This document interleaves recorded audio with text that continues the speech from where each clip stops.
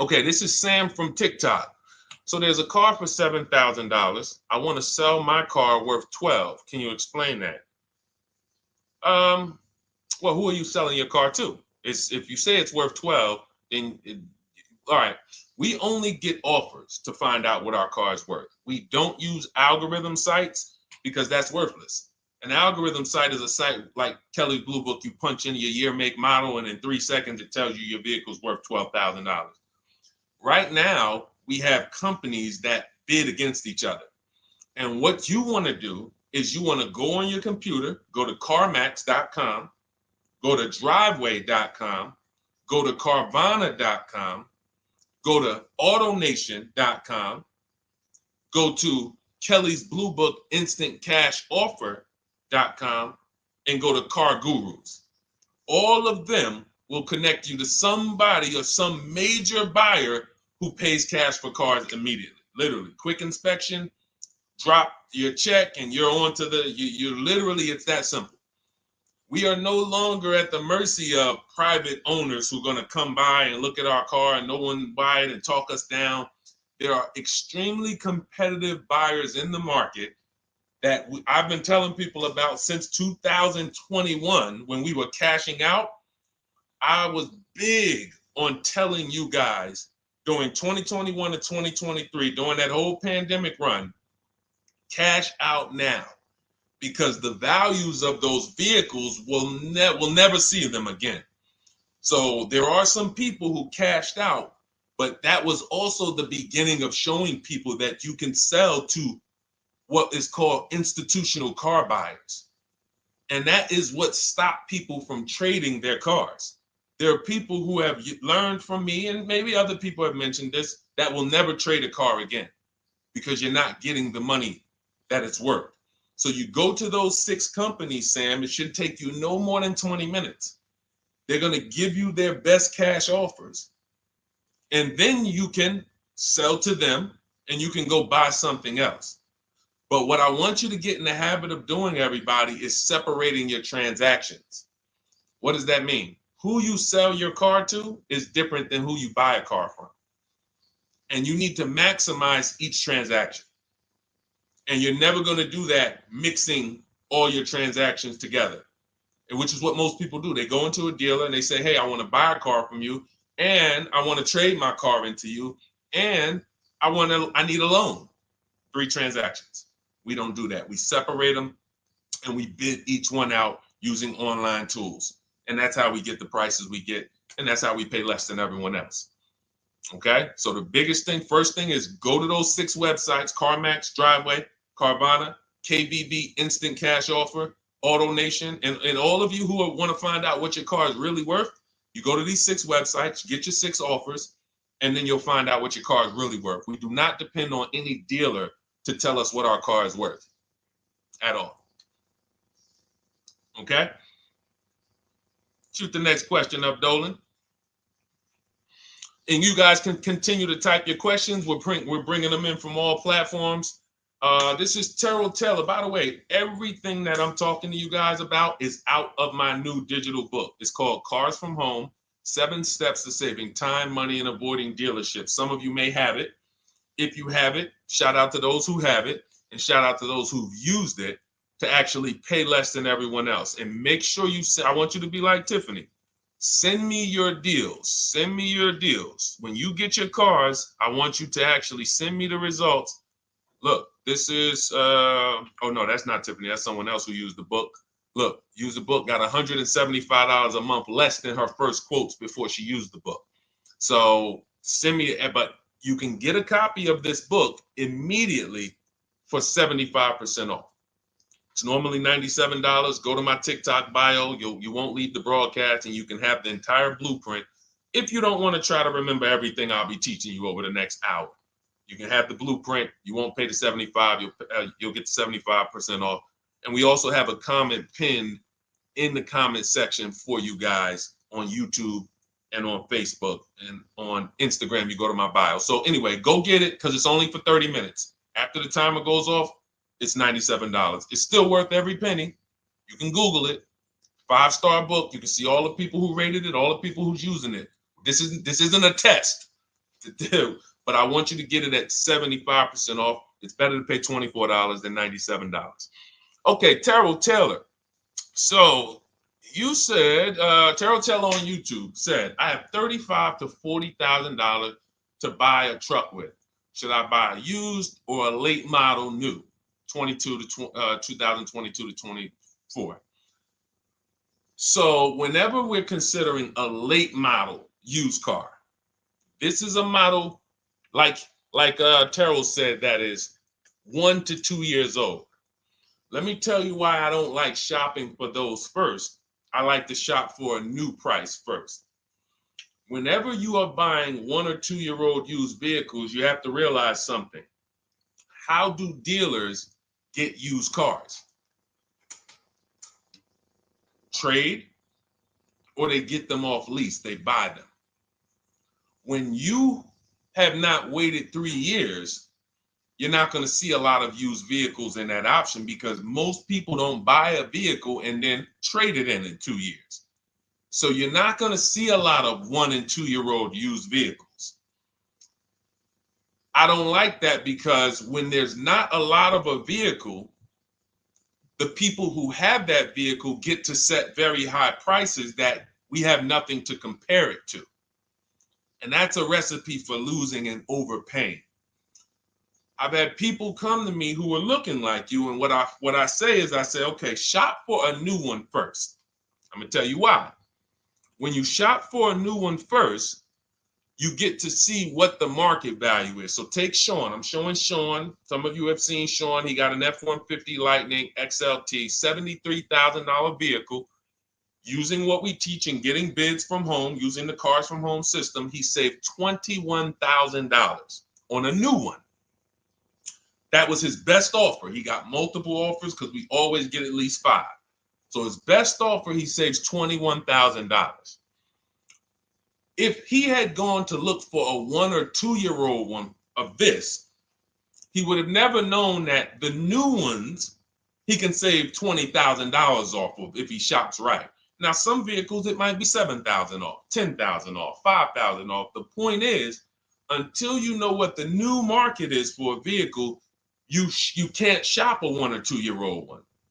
Because what happens if you shop a 1 year old version of what Sean got and he goes and he pays, he pays 65 for it because he thinks, or let's say 60. Let's say 60. A brand new one, 73. Someone else is charging 60. All right, it's 2 years old. Let me get that one. Not 15 grand off. Problem is, he just overpaid for a vehicle because he could have got a new one for less than he got that 1 or 2 year old one. That's why the recent shoppers, anytime you guys are shopping 1 or 2 year old, you have to shop new first to find out what the market is. Now, in my book, I have my strategies for shopping new online and shopping pre-owned. It's totally different. Pre-owned, you want to go to all the marketplaces. If a vehicle's not on a marketplace, y'all, don't shop. Don't look at it. What does that mean? You ever walk into a used car dealer and you see a used car, but there's no price on it? Type a $ if you've ever experienced this. If you've ever looked at a deal, you've been in a dealership, you see they have a used car, there's no price on it. Type a $ if you've experienced that. Okay, I see you, Terrell. Okay, perfect. I see you, Don Dickey. Okay, perfect. All right, we have enough people. All right, Makeover Forever Studios. I see you. Okay, Todd May, I see you. So this is a common thing. When you go and look at that vehicle, the most dangerous thing to do, I see you, Tony, is to negotiate on a car with no price because they can make the price up. When a car is on a marketplace like cars.com, carfax.com, carguru.com, carvana.com, carmax.com, these are all the marketplaces we shop for used cars at once. It's like a big round robin for us. This is how I want you to shop. Now you must be competitive or no one's coming. Now there's some people who try to pull a tactic. They'll list a car for 20. They have no intentions on selling it for 20. But they want you to come in and then they'll charge you more, fees, makeup fees and all of that stuff. That's why we always call beforehand. But we know the power is online. The competition is online. So when you're looking, Terrell, you're either deciding, all right, I'm either going to look for a new vehicle, find out what the market price is for the vehicle I'm looking for and how much I can save. What's my best offer? You need to get at least 5 offers. I'm telling you, it's going to be big differences. You have to prove this to yourself. Call around. If you want to do it manually, you don't have my book, do it manually, call around, speak to sales managers. You are going to see it's going to be a $5,000 to $10,000 difference minimum between all of these dealers' offers, minimum. And so then you want to look at the pre-owned options. Then you look at the pre-owned options. And the pre-owned options will tell you what the market is. And so this is only for you who are looking at recent model cars. If you're not looking at 1 or 2 year old pre-owned, this doesn't matter. But those people have a little bit more budget, and that's okay. That's okay. But when you have a little bit more budget where you can look at a 1 or 2 year old pre-owned car, that means you have a little bit more money to lose if you make a bad decision. So that's what you want to consider, Terrell. Shop for the new ones first, depending on what your budget is, and then look at the pre-owned market and say, all right, where's the pre-owned market? But that 1 or 2 year old, you're not going to have a lot. Until that 3 year cycle comes and dealers can start buying those vehicles back off lease, you're not going to see a lot of vehicles. That's why I don't play in that 1 or 2 year old zone. It's just a dangerous zone to play in. Dealers know, we're the only ones. Hey, we the only one that got this car within 50 miles. Let's charge this for it. And then they depend on someone who doesn't know the market to come in, pay for it, and you can literally overpay by 10, 20 grand and you won't realize it until, a couple years later. Okay, great question though. Great question, Terrell. Go ahead, shoot the next one up, Dolan. Type your questions, y'all. We're going to get through as many as we possibly can in an hour. I see a lot of questions coming in. Let me try to speed it up. All right, this is Abigail from Instagram. How do I shop for cars and take test drives without feeling like I'm wasting their time? I'm nervous. Okay, first thing to realize, Abigail, you're a very considerate person. God bless you for that. You're about to spend 5 figures on a vehicle. Some of you 6 figures. I love the courtesy, but we are the prize. When you're shopping the way I want you to shop, some of you, this is your first time here. You don't even know, hey, who is this guy talking? I spent 14 years in the car business. 5 years with Mercedes, 5 years General Motors. I've been helping people buy cars and get below market deals since 2019, education-wise. I love it, but you deserve the experience. If you were walking into the mall to spend 15 grand, let's just call it 15 grand. How would you want to be treated? Like royalty, right? Right?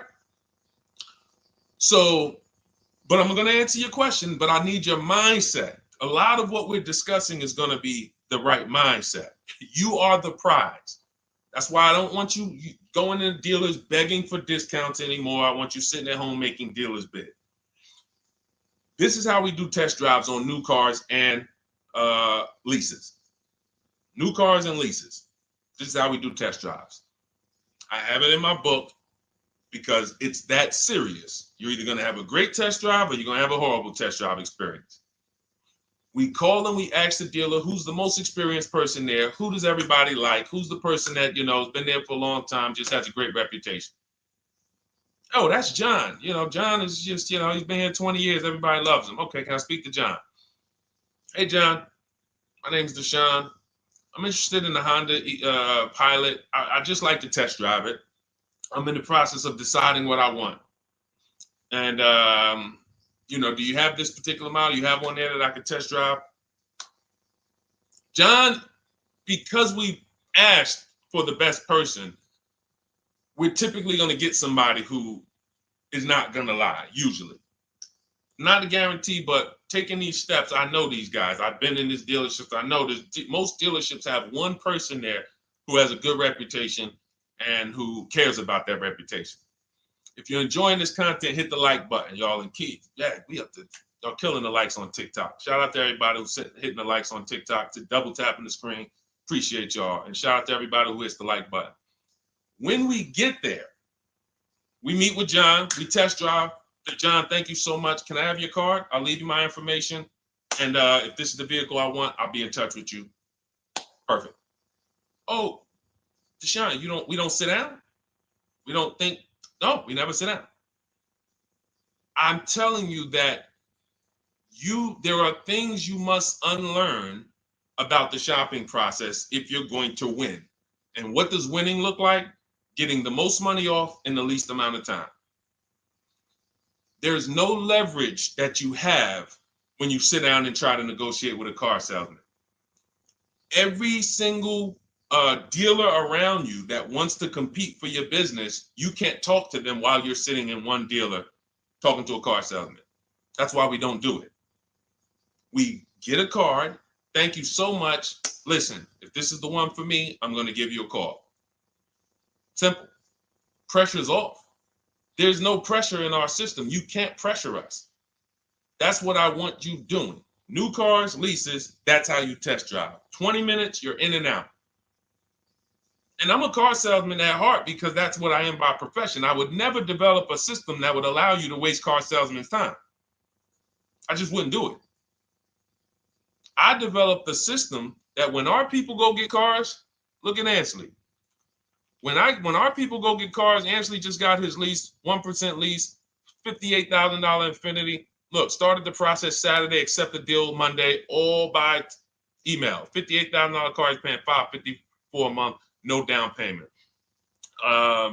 We have tons of these. None of these people spent, look at Jared, lease like a boss, $569 a month down to $520, Volkswagen Tiguan, no money out of pocket. Let's go to a purchase. Pierre, pre-owned car purchase, got his 2022 Mazda, got a 20% discount off the original MSRP. This is 30 minutes. We are not spending more than 30 minutes in dealerships. Who doesn't want to spend more time in dealerships? Type me if you're like Deshone. I don't want to be in dealerships that long. You thought you had to be in dealers to save the big money, right? You thought you had to be in dealers to save the big money. I'm showing you as someone who pays less than everyone and who teaches people to pay less than everyone. Look, Kimberly, $20,000 off a Maserati, shopping from home. Because when you can talk to more people at once, the discounts fly off. And you see that all these dealers want to compete. So what you want to do, the best thing you can do to not waste people's time, Abigail, is to shop from home the right way. Because when you shop from home the right way, you realize it's only a few things you need to be in the dealership for. That's your test drive. I just told you how to set it up. With used cars, we do it at the end. But we're only there for a second. In fact, when you go to pick up your car, they're going to tell you, thank you. This was one of the most easiest deals I ever made in my life. Because you came in, you emailed us, you knew what you wanted, you gave us the information we needed, we made you an offer, you knew what you were decisive. We have all these scripts. By the way, in my book, I have all the email scripts. You don't have to even think about what you're going to say. It's literally copy and paste, copy and paste, copy and paste, copy and paste when we're shopping for new cars and leases. With used cars, before I go to the next question, I want to hit on the used car process. Used cars, we must test drive at the end. We can't test drive used cars over here and then go and buy another used car over here.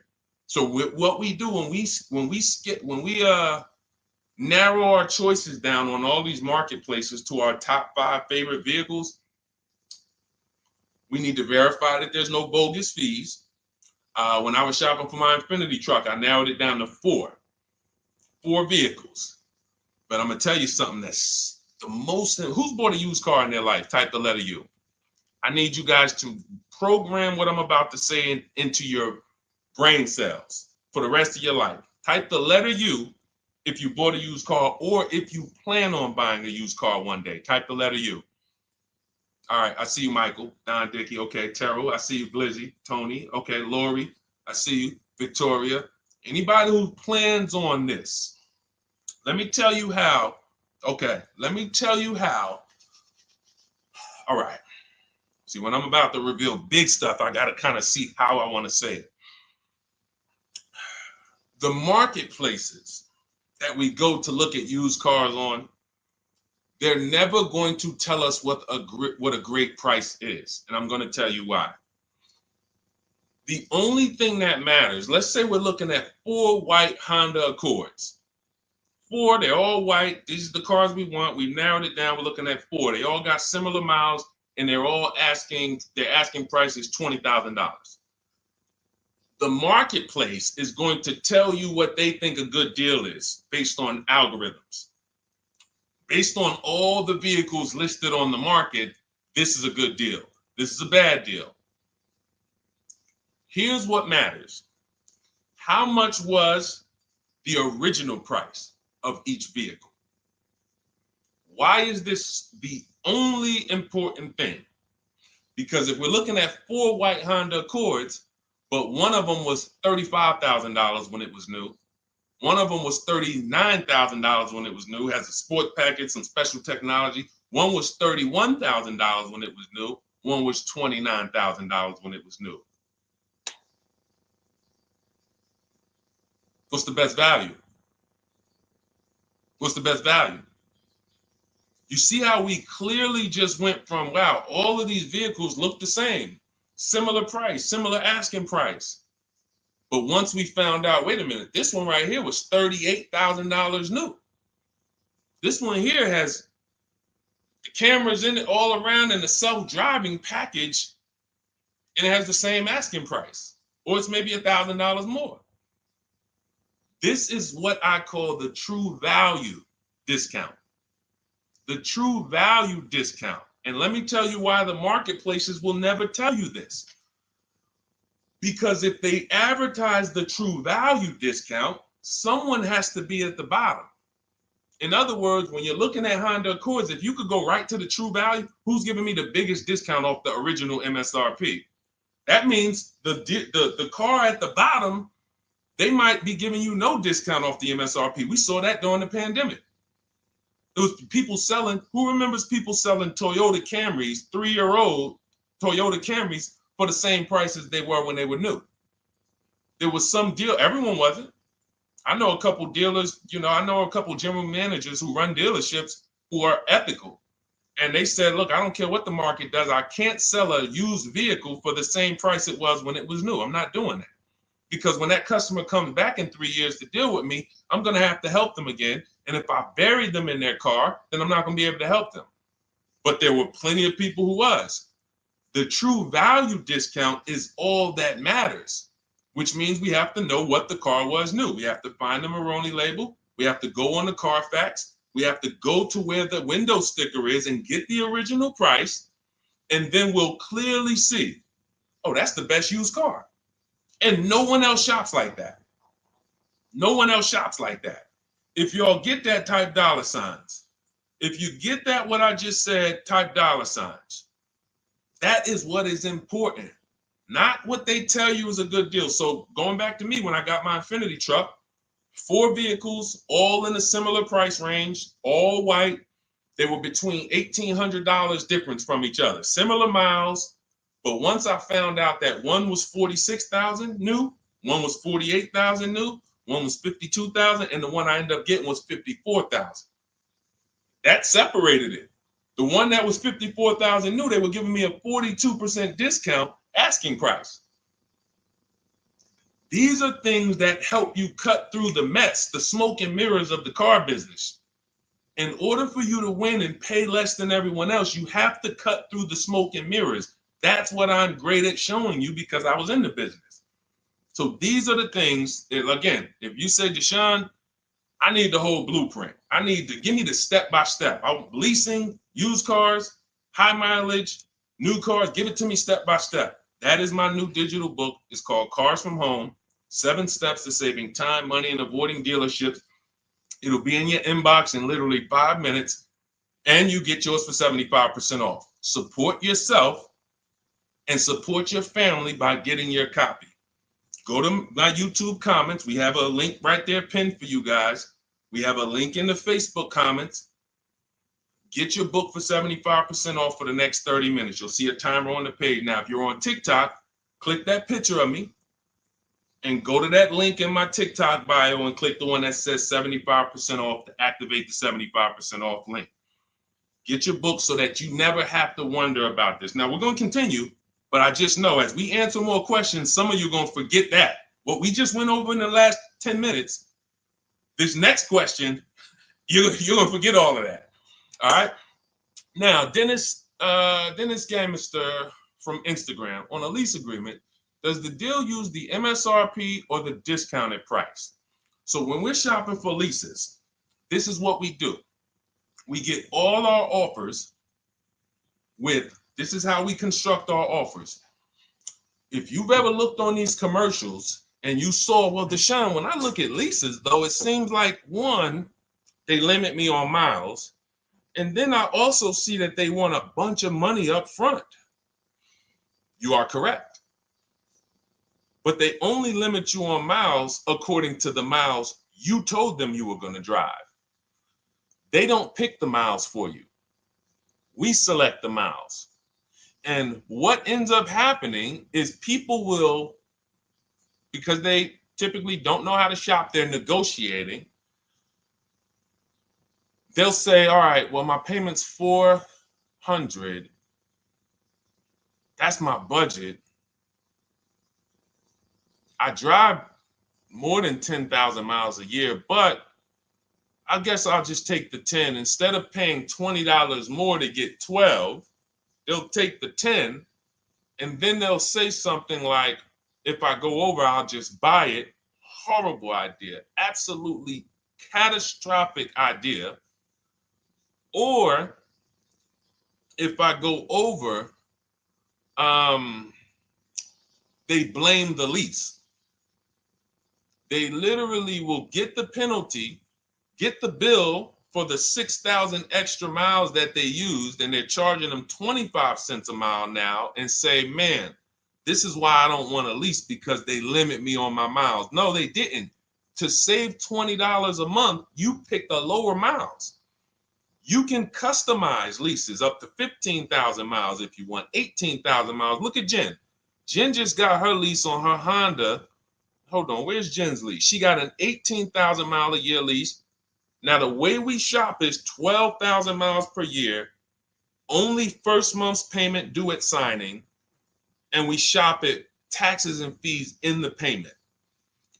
Jen, her best offer on her Honda CR-V hybrid, which is one of the most popular hybrid crossovers in the market, she got $512 a month, 12,000 miles. That's a 1.3 lease. We'll talk about the 1% rule for great lease deals and the 1.5% for overpaying. She gets 1.3. She bumps it up to 18,000 miles per year. But look how much more, y'all. $50. So for $50 more a month, she, instead of driving 12,000 miles, she gets to drive 18,000 miles. And she gets to drive as much as she needs to for $50. Versus her saying, you know, I'm going to take the 12 knowing I don't drive 12, and then I'm going to get penalties and, again, blame the lease. The lease is custom. And the first time I learned about high mileage leases was when I was working at Hyundai. I was a manager at Hyundai for a short period of time. It was a highway dealer. The guy ended up going to jail. It was typical, like, you know, I've worked in some dealers, some phenomenal dealers, but this one was like, if you ever could imagine the prototypical highway scam dealership, I mean, this was it. So I was only there for 6 weeks, but I was a manager, and what I saw was I was taking care of this guy's lease who was just finished with it. He had 72,000 miles on it, and I went out there and I said, wait, you leased this? 72,000 miles? He said, yeah, I always lease now. He said, I used to come in every time I bought a car, my negative equity was ridiculous, $15,000, $10,000. I had to keep writing these big checks. And I just said, you know, let me switch to leasing. A customer taught me about high mileage leasing. That's why when I say car salesmen aren't trained, they're not trained. We learn things by intuitiveness and curiosity, and you know, we're not trained on finance and insurance and leases versus buying, none of that. You know, so anyway, I said, wow. And so I looked at his payment. This guy is only paying like $175 more a month, not even, to drive 25,000 miles a year. So if a normal Hyundai lease was $299, he's paying $450, $475, and he's driving 25,000 miles a year. Boom, drops it off, Boom. No negative equity, none of the trash that most high mileage drivers are dealing with. So when we are shopping for a lease, we have to shop with our template. Whenever you're getting your lease quotes, it's 12,000 miles a year, first month's payment only due at signing, taxes and fees in the payment. Assume tier 1. That's what we blast out. In my book, I have something called the 25 to 5 strategy. We connect with 25 dealers online. You use my email scripts, copy and paste. We're going to get 5 offers. This will take you. You saw Ansley. He said, I started it Saturday. By Monday, I accepted a deal. This doesn't matter. This is a 24, 48-hour turnaround to start getting offers on these vehicles. Now, once we're looking at offers, we take the MSRP. We take the monthly payment. We divide it into the MSRP. So let's just say we're shopping for a vehicle. It's $40,000. One of our offers is $400 a month. $400 a month. No money due at signing, just $400. We drive off. We divide that into the MSRP, not the selling price, the MSRP. So now we divide that into 40,000. We can see and we multiply by 100. That's a 1% lease. The 1% lease rule has been around for the last 20, 30 years. If you could lease a vehicle and the offers is under 1% of the MSRP, it's a steal. Great value. Because a $40,000 vehicle with no money down to buy would cost probably $800 a month on a 5-year loan. So it's incredible value. It's a steal. You don't have to worry, am I overpaying? Nowhere near. You're still in the vehicle. And we have some people who shop from home using the car. If you're Deshone, do those deals really exist? If you're on YouTube or Facebook, you can see right now. Look, Greg got a 1% lease on his Kia EV6 Win, $527 a month, $56,000 vehicle. Look, Zafrina, $579 a month, $65,000 vehicle. Ansley, you saw Ansley's Infinity. Rosalie's Infinity truck. Right here. Look, it's paying $592 a month, $59,000 vehicle. 1% lease deals are out here when you know how to shop. Now, that's a steal. That doesn't mean that's the best. That doesn't mean, if I can't get a 1% deal. In order to get a 1% deal, you have to not just shop. You need major support from the manufacturer. The lease program has to be good. The rebates have to be good. The residual value have to be good. The money factor, which is the interest rate, have to be good. There's a lease program that no dealer can control. So when we get these offers, that's how we're judging them. Divide the monthly payment into the MSRP. In my book, I have a calculator that I created where we put all our offers into it, and then it spits out what we call counter offers. So we get 5 offers, 7 offers. We put them all into this calculator I created. Again, this is the best $24. If you get there for $24 before that 30-minute timer and you get your copy, it'll be the best $24 you ever spent. I hold myself accountable to that. You can Google the book and read the reviews. There's software that we created that that's how you're judging your leases. You're looking and you're comparing to the 1% rule. Now, when you get to 1.5%, we can't make those deals. We're paying too much for a vehicle that we're giving back. We have to see, there was no indicator before I created the 1.5% rule. As much as I love educating people on leases, the only people who should be leasing is if you're not keeping your cars 8 years. All of you long-term people who you keep your cars more than 8 years, don't think about leasing at all. You should be shopping for below market purchases. But if you're not keeping your cars 8 years, you're losing thousands of dollars not leasing cars. Depreciation is where you lose. Resale value is where you lose. So the 1% rule is what our anchor is, but 1.2 is great value. 1.3, great value. 1.4, good value. 1.5, good value. Anything over 1.5, now we're paying too much for a vehicle that we're giving back. So that's how we're judging. That's how we're judging and comparing our lease offers. And with the calculators that are in my book, you can literally do this in seconds. This stuff, these mathematical things that used to be complex, even hard for me to explain, when you're using the stuff in my book and you're seeing, wait, There's calculators I can do this. Boom, boom. Why don't these calculators exist on Google? Because anything that makes dealers compete, they're not going to make for you. They'll make stuff for you that allows you to see more and do this and make it easier and faster and connect to get a loan quick. But competition, any tools that create competition, they're not going to make those for you, because that's where the real money comes off when you make dealers compete. Okay, so you want your copy of Cars from Home, 7 Steps to Saving Time, Money, and Avoiding Dealerships. Click the picture of me on Instagram or TikTok. It's going to take you to my bio. You won't leave the broadcast. Click that link and then click the button that activates the 75% off, and you'll have 30 minutes. Once the timer goes to 0, the $97 price is what you have to pay if you want it. It's up to you, but $24 is much better than $97. $97 is still a great price. I have no doubt that you guys would write me, especially the more you use this. 1, 2 cars, 3 cars. You get 1 lease this year, a used car next year, a new car in about 4 years. And Deshone, what about when websites change? What about, this is an online system. Websites go out of business. Vroom went out of business. They were in my book. We used to get bids from them to sell cars to them. When we were shopping for used cars, they were in my multiple marketplace strategy. They went out of business. I went right into the master file, updated the 9,000 people that had a book. It was probably like 2,000, 3,000 at that particular time. And the next time people opened the book file, there was no room. That's why the book is digital. That's one of the reasons. You'll see the other reasons is I have scripts that I link you to. I have PDFs I link you to. Videos I link you to. I couldn't do this with a real physical book. So again, in the YouTube comments, in the Facebook comments, we have a link for you guys to get your book at 75% off for 30 minutes and use it.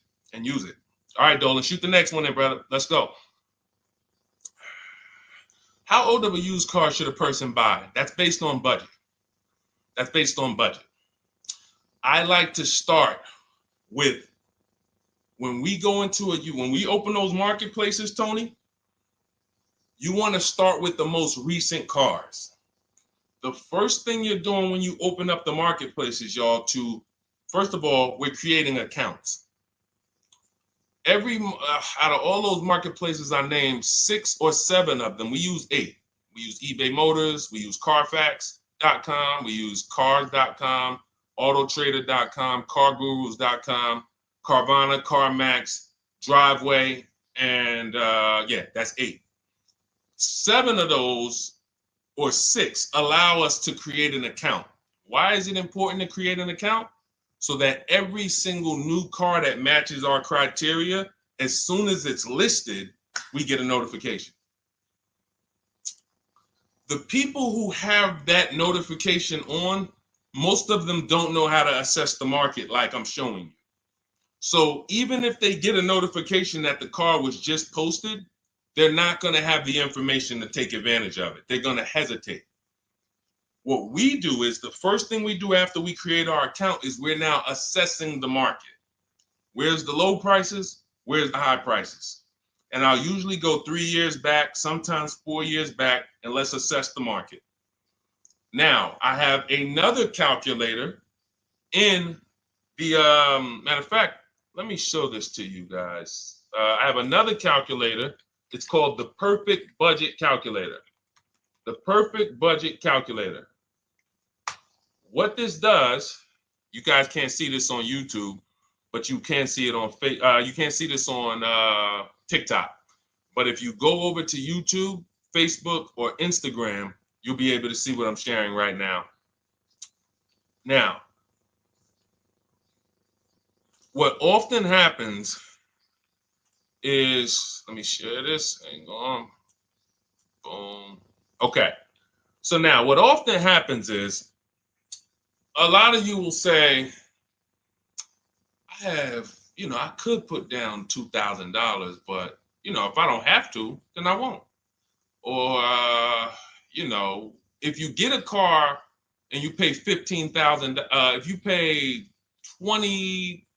pay $500 a month for 5 years, that's a lower price you paid than paying $500 a month for 6 years. So ways to manipulate our budget is to shop within our budget for a shorter loan. This is all stuff where I said, okay, people don't know they need to be doing this. So let's make a tool that does it for them. And this is, you get access to this when you get your copy of Cars from Home, my book. So let's say we do something called an equity assessment. Everybody who has a car, remember I was mentioning a little while ago, we go to these websites, Driveway, Room, or all these, and we find out what our car is worth. Let's say you're like, man, okay, if I sell my car to CarMax, I'm actually going to have $3,200 of equity. All right, so when I sell, I'm going to put that into my budget. All right, now max, my down payment, max I could comfortably do is $1,500. That's max.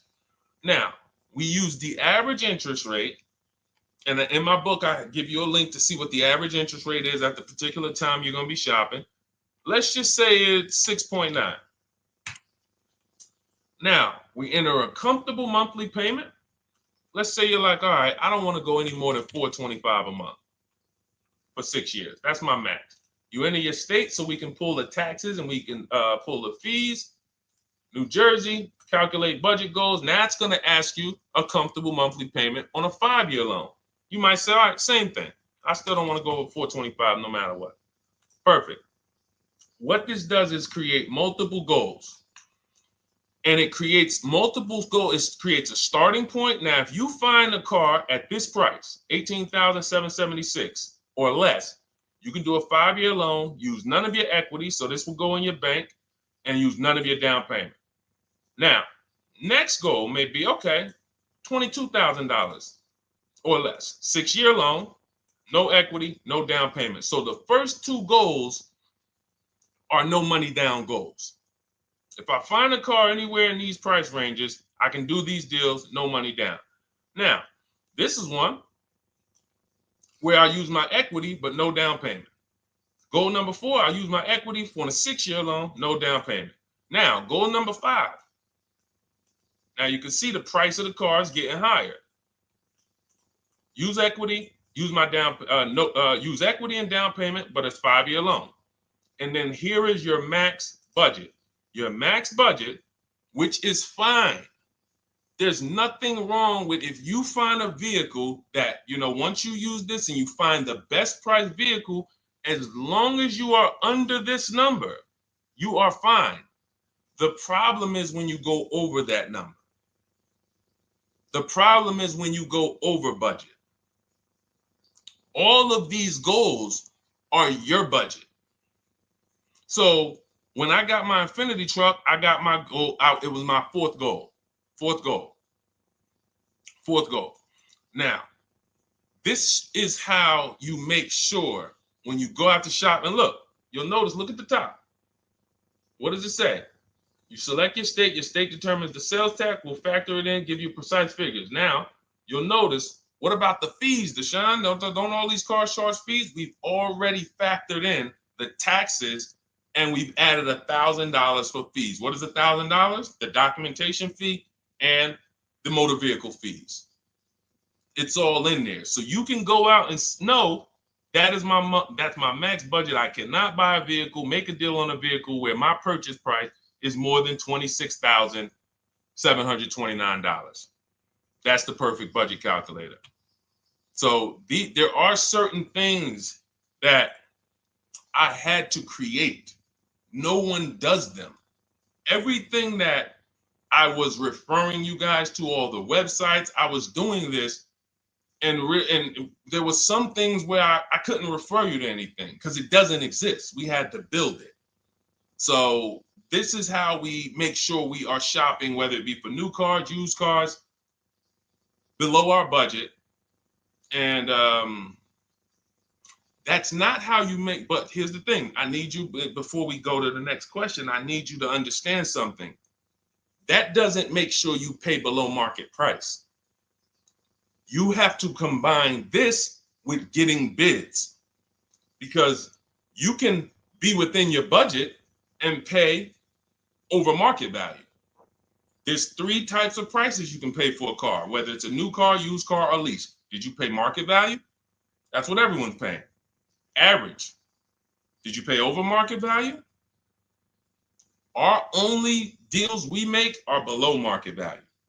And the way that happens is through bidding and creating a marketplace around you where all these people are competing for your business. That is how you combine that with the budget.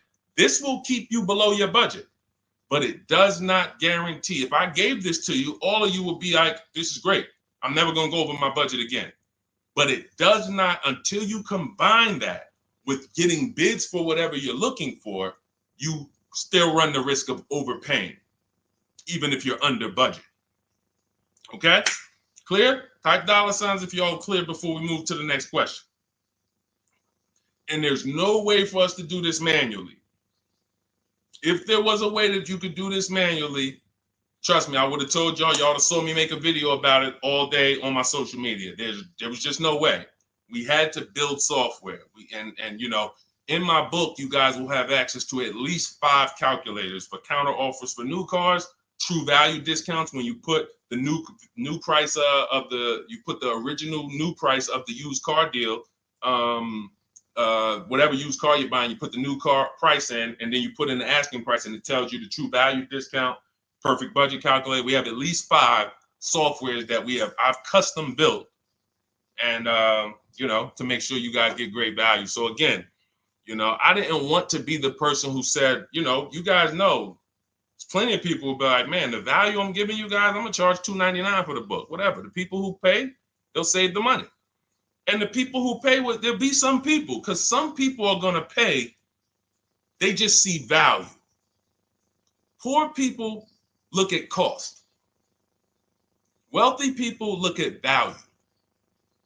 People who are into financial literacy they don't ask themselves, how much does that cost?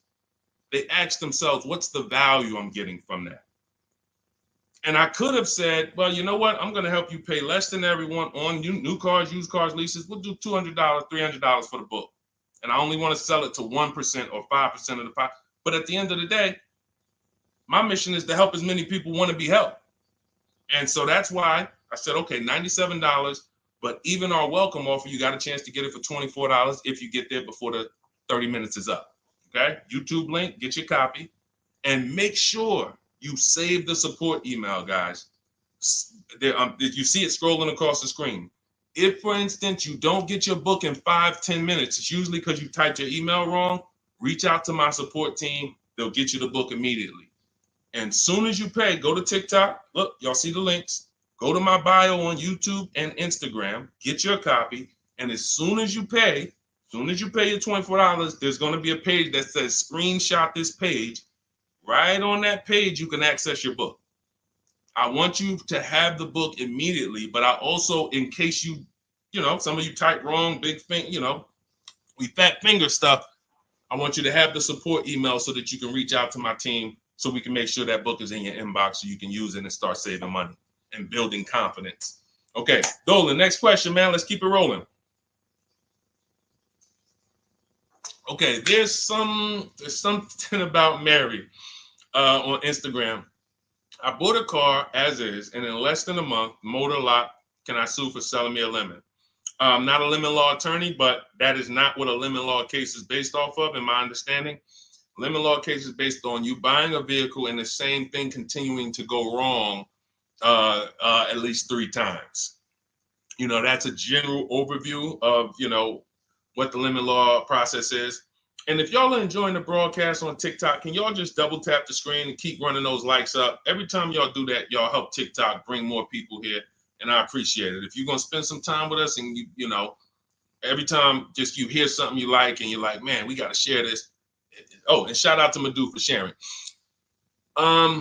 Here's the thing. I made a video about this the other day because a friend of mine got a used vehicle and the transmission went out on him in about a month. So it wasn't the engine. But when you buy a vehicle as is, it's very tough for you to have any recourse, anything that you can do, because you're signing a contract that specifically says as is.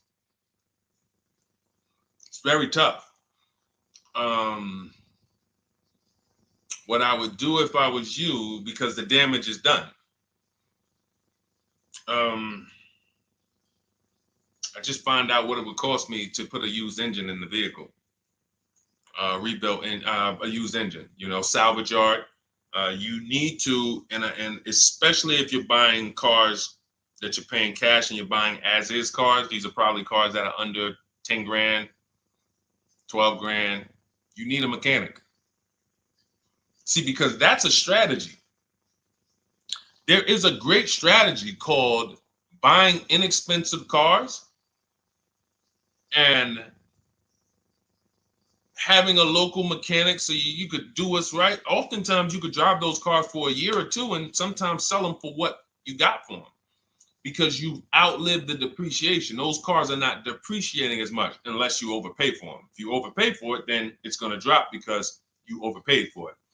But if you pay a great price on some of these vehicles, you can oftentimes win with this, but it requires skills. One of the skills is, how do I avoid engine issues, transmission issues? So a couple things for those of you who may be going this route, you need to narrow your search down thoroughly based on title history, service records, accident history. That oftentimes you'll see, if I typed in right now 2018 Subaru Outback longevity.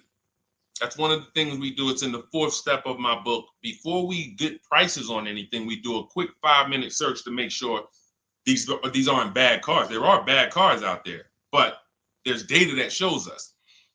If I type that in, it'll tell, okay, these vehicles are known for lasting 100,000 to 300,000 miles, depending on how they're maintained. That means you could have a quality vehicle, but if it wasn't maintained correctly by the first owner or owners, it's going to break down. The life cycle is cut short. These are preventable mistakes by simply checking Google. Now, we narrow these things down based on title history, service records, accident history. Once we do that, I don't mind buying a 10-year-old. I bought a car that was it's my around the city car. I drive it probably 200 miles a month. I bought it from a owner in South Orange. He was a 98-year-old man.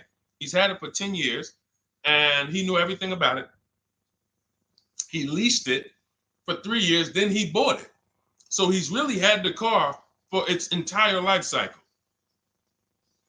That's what you want because you're able to look and see the service records. I don't mind. We have to take the risk off of ourselves, and the risk off of ourselves with used cars to prevent ourselves from buying these used cars that are breaking down on people and they're always in the shop and, they're dying on the road and you got to keep the tow truck on speed dial. It's simply a matter of checking to see the reliability records of the car, which is easily accessible on Google, the way I just said, and then making sure the one we get was actually maintained correctly. And that's going to give us the best chance of having a great experience. These are the steps we must take. But in your particular case, there's probably, I don't think you have a case. You can certainly reach out to a lemon law attorney. I don't think you have a case at all. I think because it's buyer beware with cars. It's buyer beware. That means it's on you. If something goes wrong, it's on you. And so what I would do is I would find a local mechanic that I trust, that everyone loves in the neighborhood, and I've been there for 10 years, 20 years. And I would say, listen, can you find out what it would cost me to put another engine in this vehicle? My father did this on his GMC Envoy about 6 years ago. It was a 2008 Envoy. The engine went out on him. He put a new engine in the vehicle. One of the best $2,000 he ever spent, $2,000 or $2,500, whatever it cost him. They put a new engine in that vehicle. He still has it. He's about to sell it for about $4,000. He's had that vehicle from 2013. Think about that. A lot of people, engine goes out, they sell the car. It's worthless now, so they take the loss.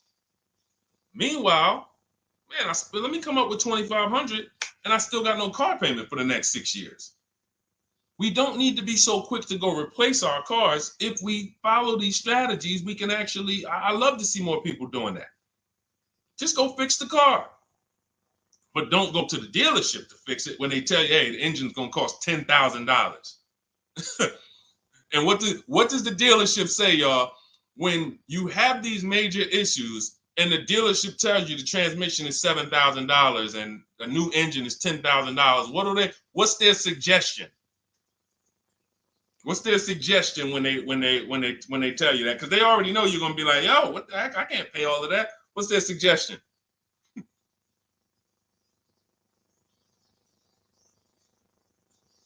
Let's see, let me give y'all some time to type. I just want y'all to know, like, this is how the system works. So I know somebody, look, thank you, Jay June. Trade it in. Thank you. You see how we can, oh, look, NY Anderson, buy a new one. So what they do is, exactly, Victoria, they're going to suggest a new vehicle. So if we know, now watch this, as your vehicle is worthless, you don't have any opportunity to put it on a competitive market to see, well, how much would somebody pay for that? They've already assessed the value and they want to structure your deal, have you take that major loss for that engine. They're going to put the engine in for a lot less than that and they're going to resell it, and now they sold you another car. When you could have just literally went to a mechanic, got a rebuilt or got a used engine, put in that vehicle, cost you $2,500, maybe $2,000, and literally you're on the road for another couple years with no car payment, keeping money in your household versus now I'm in another $400 a month payment. Okay? This is what it's about. And if you're like Deshone, well, I don't want to keep a car that long. We talked about you earlier. You shouldn't be buying cars. Because the keepers on here who keep cars 8 years, 10 years, who has a car they've had in their driveway for more than 8 years? Type the number of years. I want to explain something we're going to help a couple people learn a lesson here about themselves, because they're going to be like, they're going to realize they're not keepers. Look, look, we need to show people, because some people think, oh, I keep my cars a long time. I keep them about 6-7 years. We need to show that that's not a long time in the world of cars and depreciation. So Michael, 15 years. Michael got a car that he's had for 15 years. Let's go. Type the number of years you've had it if it's more than 8. Look, Vancia, 11 years. Let's see. See, a lot of people don't keep their cars. Look, NY Anderson said, I drove my last car 14 years. All right, Connie, 15 years. She has a 2004 Chevrolet. Tony on Facebook, 2006. Now, watch this, y'all. If you ask me, Deshone, what's the way to get the most money out of a vehicle? It's to do what they're doing. Tanaya, 9 years. No, Renata, not less than 8. Not less than 8. We're trying to put you into a different we're trying to help you see the category you should be in. Look, 9 years. Donna, 15 years. What's so important for y'all to see about these people is that they have beat depreciation. And that means whatever their vehicles are worth today, a year from now, they're going to be worth about the same. If their vehicles are worth $4,000 today, a year from now, they'll be able to still sell it for about $4,000. But the thing is, they're trying to get the most money out of it because the cost of replacement is expensive compared to what they're doing. No matter how much they got to pay to keep those vehicles on the road every year, a little couple $100, maintenance, whatever, it's nothing compared to going and getting a new car and bringing hundreds of dollars a month or thousands of dollars in the form of cash out of our household. And everyone's not going to do that. And that's okay. You should not be buying cars. You should be shopping for below market leases. Because again, there's 2 ways to save money. Do what the keepers do. You just saw all the keepers. We shouted out all of them. And the other way is to go in and not tie money up in the vehicles in the first place. When you look at somebody like Danielle, she's driving a $44,000 Audi, 2024 Audi A3. That vehicle is $800 a month to buy, no money down. $800 a month for 5 years, maybe $700 a month for 6 years. She's paying $550 a month. She didn't tie up the money in the first place. That's the name of the game with leasing. Bonita on her Telluride. This is also to show you it doesn't matter what the market does. The market could be up or down. We're going to pay less than everyone. This is Bonita. She got a Kia Telluride during the pandemic when everybody was paying ridiculous prices. That's why I show her 2022. Look at the date. She said, I'm driving my dream vehicle, $600 a month. People were leasing. And I know if somebody watching this and they're like, if you leased a Kia Telluride during the pandemic, you are not paying what she's paying with no money down. I know it. I know it. People were DMing me, Deshone, I want a Telluride. They want $900 a month for them. I know people weren't paying $600 a month, but she came in, used our bidding system, used the same strategies you're going to have access to in my digital book. She got $600 a month from home without being in a dealership. Her dream vehicle. This is how you win. You're either going to not tie up your money in vehicles, you're going to drive new vehicles that don't have problems because they're always under warranty and you're paying cents on the dollar compared to people purchasing, or you're going to be a keeper like Michael and like Donna and like the people who said, okay, I'm keeping my vehicle this long. That's why in my book, it's 7 steps. But the first step is to ask yourself how many years you're keeping your next vehicle. That is the first question I would ask you if you and I were shopping together. My first question to you would be, Michael, how many years you want to keep the next vehicle? 8 or more or less than that?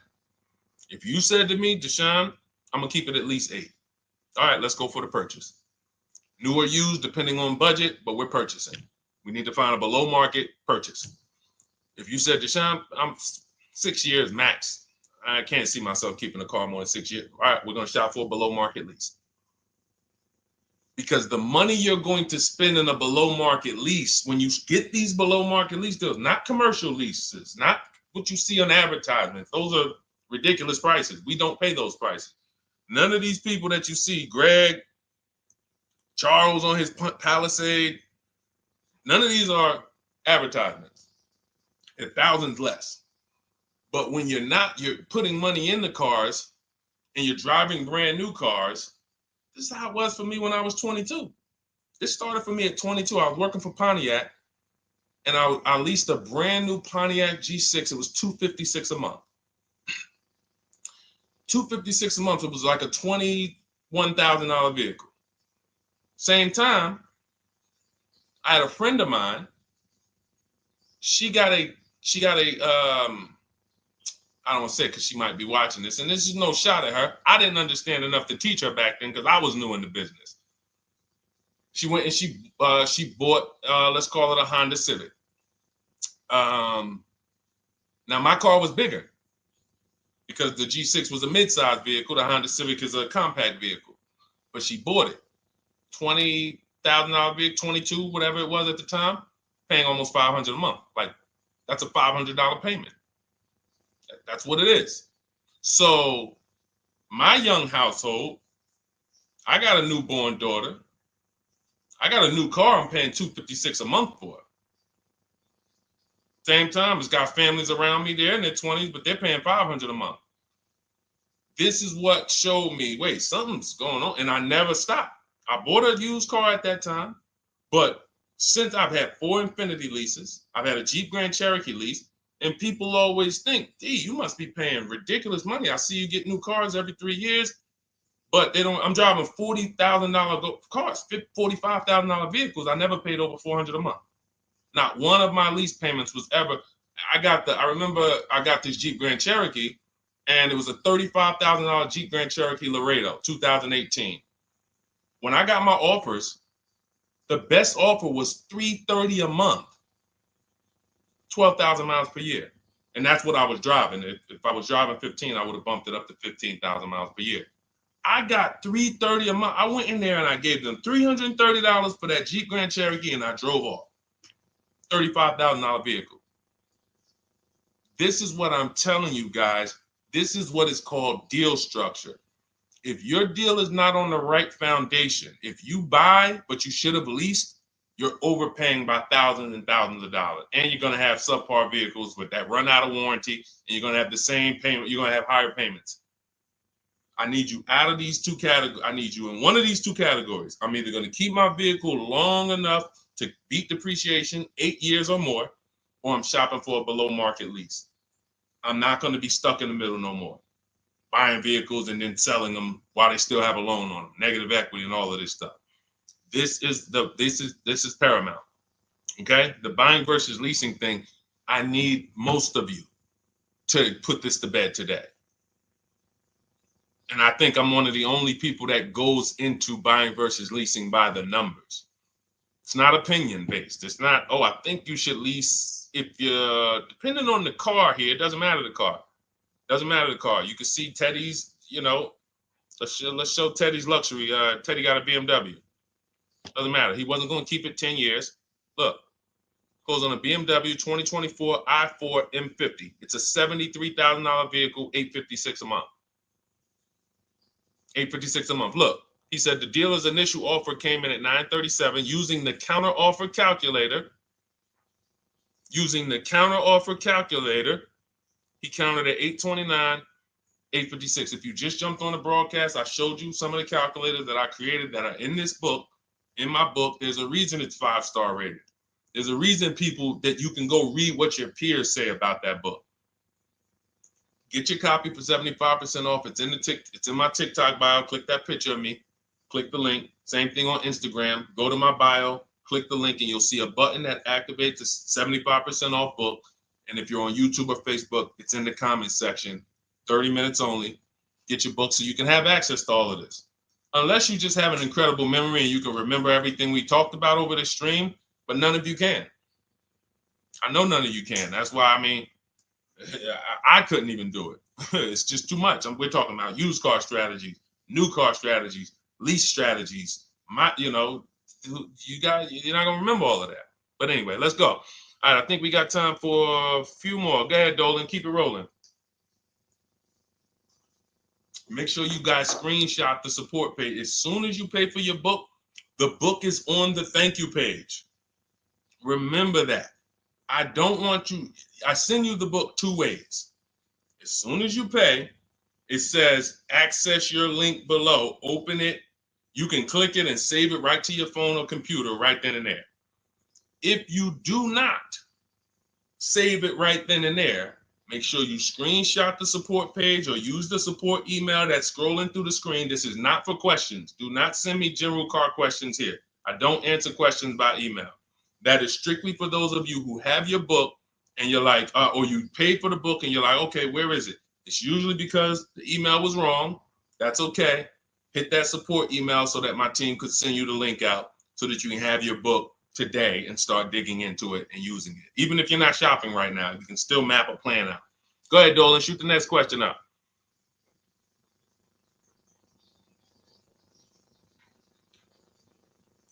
All right, this is Victoria from TikTok. Any tips for how I can get the highest trade-in value for my existing vehicle? Of course, bids.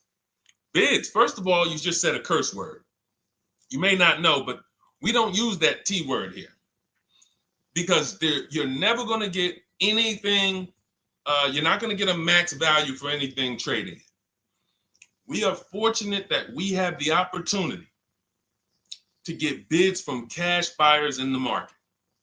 And I'm not talking about cash buyers like Facebook Marketplace where a person, it's one of your neighbors from your town coming to look at your car. I'm talking about institutional cash buyers. People who cut a check instantly and, they do an inspection. That Jeep Grand Cherokee I sold to CarMax, they were the highest bidder 3 years ago during the pandemic. I'm not going to tell you what I made because those values don't exist anymore. So it just doesn't even make sense. But, those of you who were watching my videos earlier 3 years ago or using my tips, you guys cashed out and made ridiculous money. When corporations were trying to make money on people, we made money too. But CarMax won the bid. I went down there. They did an inspection on the vehicle. They came back. Accounting department came, cut me a check. I walked away with a check. That's it. You don't want to trade. You want to sell. You want to break your not even break your transactions. I need you, Victoria, to realize there are three transactions in a car deal. Who you're going to sell your car to, That's one. Who you're going to buy your car from, that's another. Who you're going to get your loan from, that's the third one. Now, you're not always cash buyers. Deshone, I pay cash. Then you don't need that. Deshone, I don't have a vehicle to replace. Then you don't need that. But how do we make sure we get the highest value or the biggest discount? Bids. Each one, we make the market bid. So when what you should do right now, Victoria, this is step 2 in my book.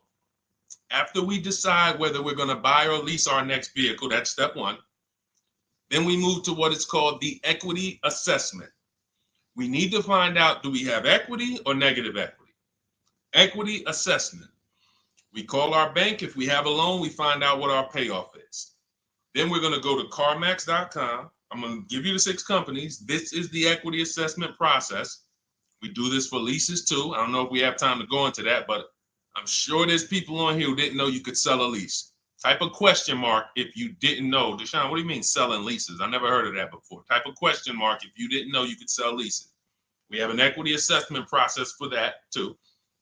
But what you would do is you go to CarMax, Driveway, Carvana, Kelly's Blue Book Instant Cash Offer. This takes 20 minutes. Auto Nation, Sell My Car, and Car Gurus, Sell My Car. Car Gurus, Auto Nation, Kelly's Blue Book Instant Cash Offer, Driveway, Carvana, CarMax. 6 offers in 20 minutes. That's bids. See, everything we do is a bid. That's how we have peace of mind. We don't negotiate. We make people negotiate with each other. There's 2 schools of thought. I want to remodel my kitchen. I want to remodel my whole kitchen. I go in and I have 5 people come out to give me a quote. One of them comes in and I start negotiating with them. Hey, you got to take less. Hey, you got to take less. You got to take less. I don't know if it's a good price or not. But when I come in, the first person comes in, I say, hey, okay, great. Is this your best offer? I'm having a couple other people come by. Oh, okay. Okay, thanks a lot. Next offer. Oh, next offer. Oh, well, listen, look, I could beat that. Oh, I'll give you another 5,000 off. They're competing against each other. When someone knows you are shopping their competition, you're making them compete with each other. They're negotiating with each other, not with you. That's a bar. Type of exclamation point if you got that. When people know you're making them compete with their competition, they're negotiating with their competition, not with you. That's the power of bidding. That's why we got grandmothers and single mothers that can come in and do this. That's why we got people who can come in and do this. You know, how are people getting these prices? Not negotiating, because they're making people negotiate with each other to earn their business. They're making banks negotiate with each other to earn their business. It's a beautiful thing. Banks and dealerships depend on you not making them compete.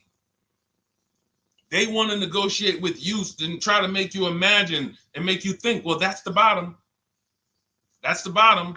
And you think that's the bottom, but that's only their bottom. Their competition's bottom is different. Their competition's best interest rate is different. Their competition's best discount is different. And why is what we do so easy? Because we're right here in our houses.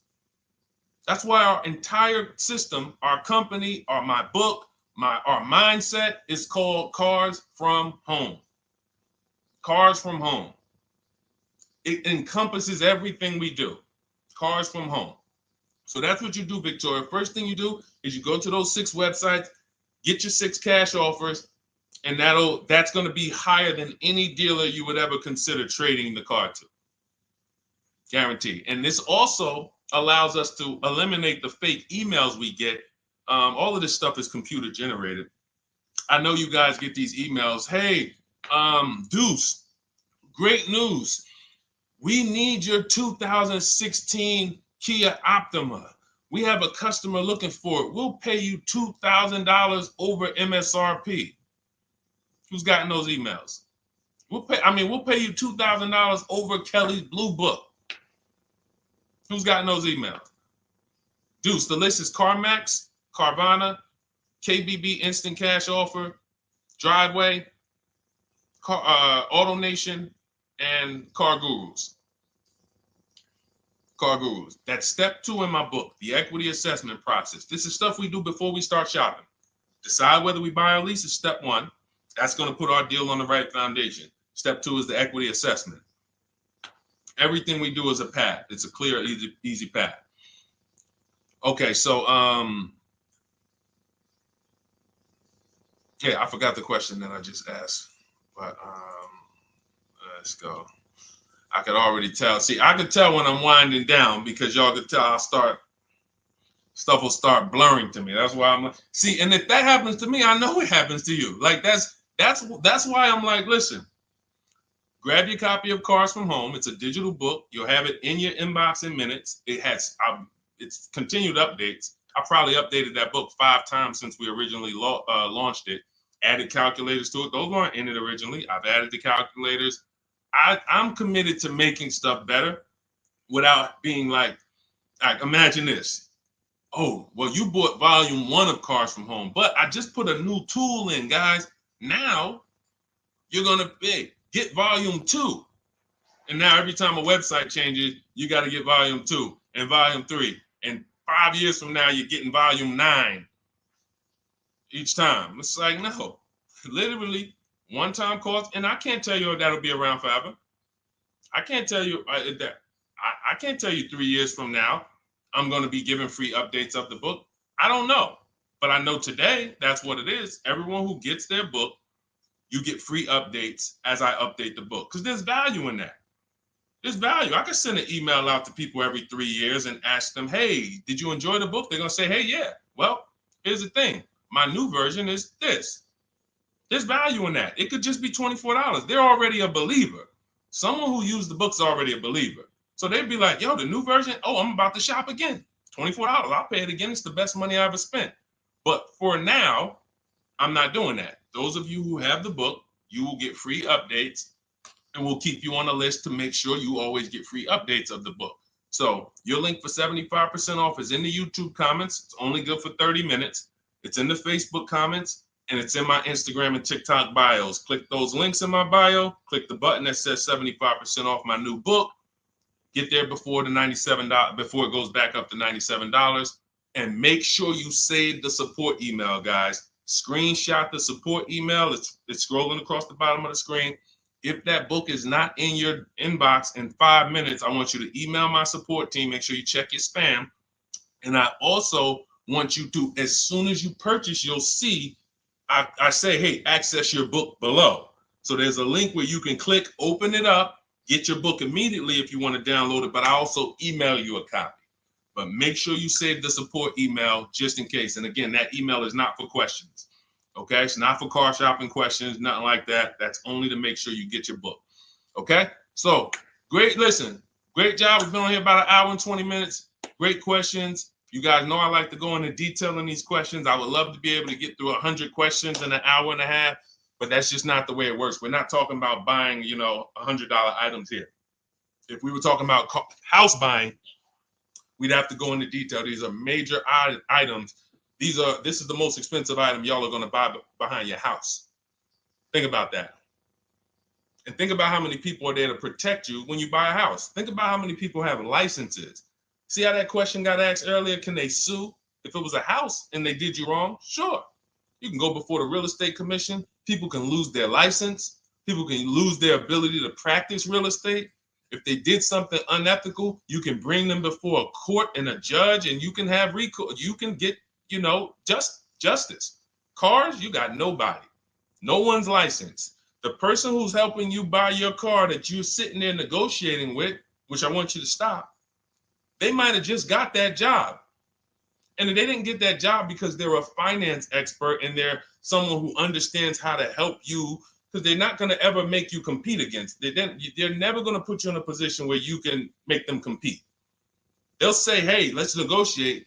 But here's the thing. That person just got a job because, you know how many people walked in a dealership with a good smile and a good personality? 2 weeks later, they're selling cars. These are the people that are helping you. They're not licensed. They didn't go through school. They didn't go through ethics training. They didn't go through any of this stuff that realtors and brokers have to go through to help you buy houses. So when you get your car, it is on you. That's why you want me working with you. You want my blueprint. You're not by yourself.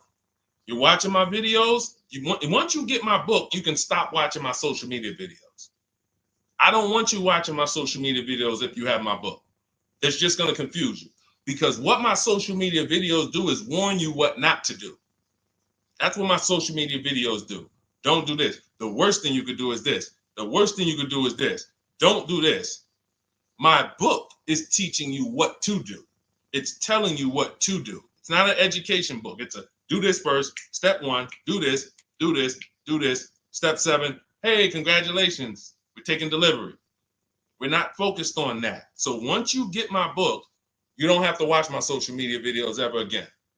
And I want to say that because a lot of people will get the book and still be watching them and trying to piece it together. You got my blueprint. You don't need those videos anymore. Okay? So always a pleasure, y'all. God bless you. To those of you who have your book, make sure you email me when you pick up your cars, send me all the details. Deshone, check this out. This is what I got. This is what I paid, so that we can bring you guys into the stream and continue to tell everybody about you. So about the results. All right. God bless y'all. I will see y'all on the next stream. Always a pleasure.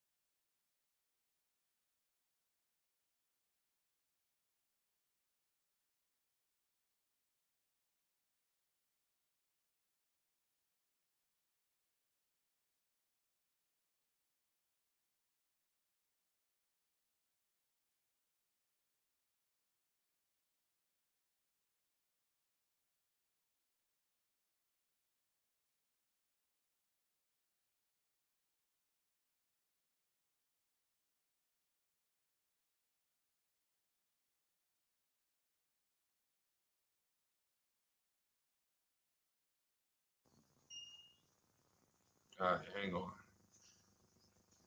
Welcome to Car Shopping Questions and Answers. We are going to be going deep on all your car shopping questions. No question is off limits. And if you don't know me, my name is Deshone the Auto Advisor. We're already up and running on TikTok. We got our first couple questions about to come in, but I need to get back on Facebook because we have to start Facebook, YouTube, and Instagram at the same time, or it's not going to work. So let me it's all good. Stay right there. And I want you guys to start typing your questions. We'll be here for a powerful hour, and I'm just going to go through as many questions as I can in an hour. And we're going to be talking inside stuff. I don't hold back. Some of you know who've been on the stream with me. I do not hold back when it comes to questions and what we do here. So let's just go on Facebook. All right. Hang on. Let me throw the link up. Perfect. Yeah. All right. Okay. We're good to go. Dolan, you can bring the first question in. And let me give a new. Welcome, Facebook. We're on 4 platforms right now going live for car shopping questions and answers. Type your questions in below, and we're going to make sure we get to them. All right. It's not easy getting 4 platforms live at the same time. And we have 2 TikTok channels that we're live on at the same time. So everything we'll be talking about is out of my new digital book, Cars from Home, 7 Steps to Saving Time, Money, and Avoiding Dealerships. I have a special link for you to get a copy at 75% off in my TikTok bio, in my Instagram bio, or in the YouTube or Facebook comments for the next 30 minutes. Let's rock and roll. All right. First question comes from Scott on TikTok. I'm trying to buy a new pickup truck in New Jersey. Not sure how to do it. Well, the first thing we want to do is decide whether we're going to buy or lease.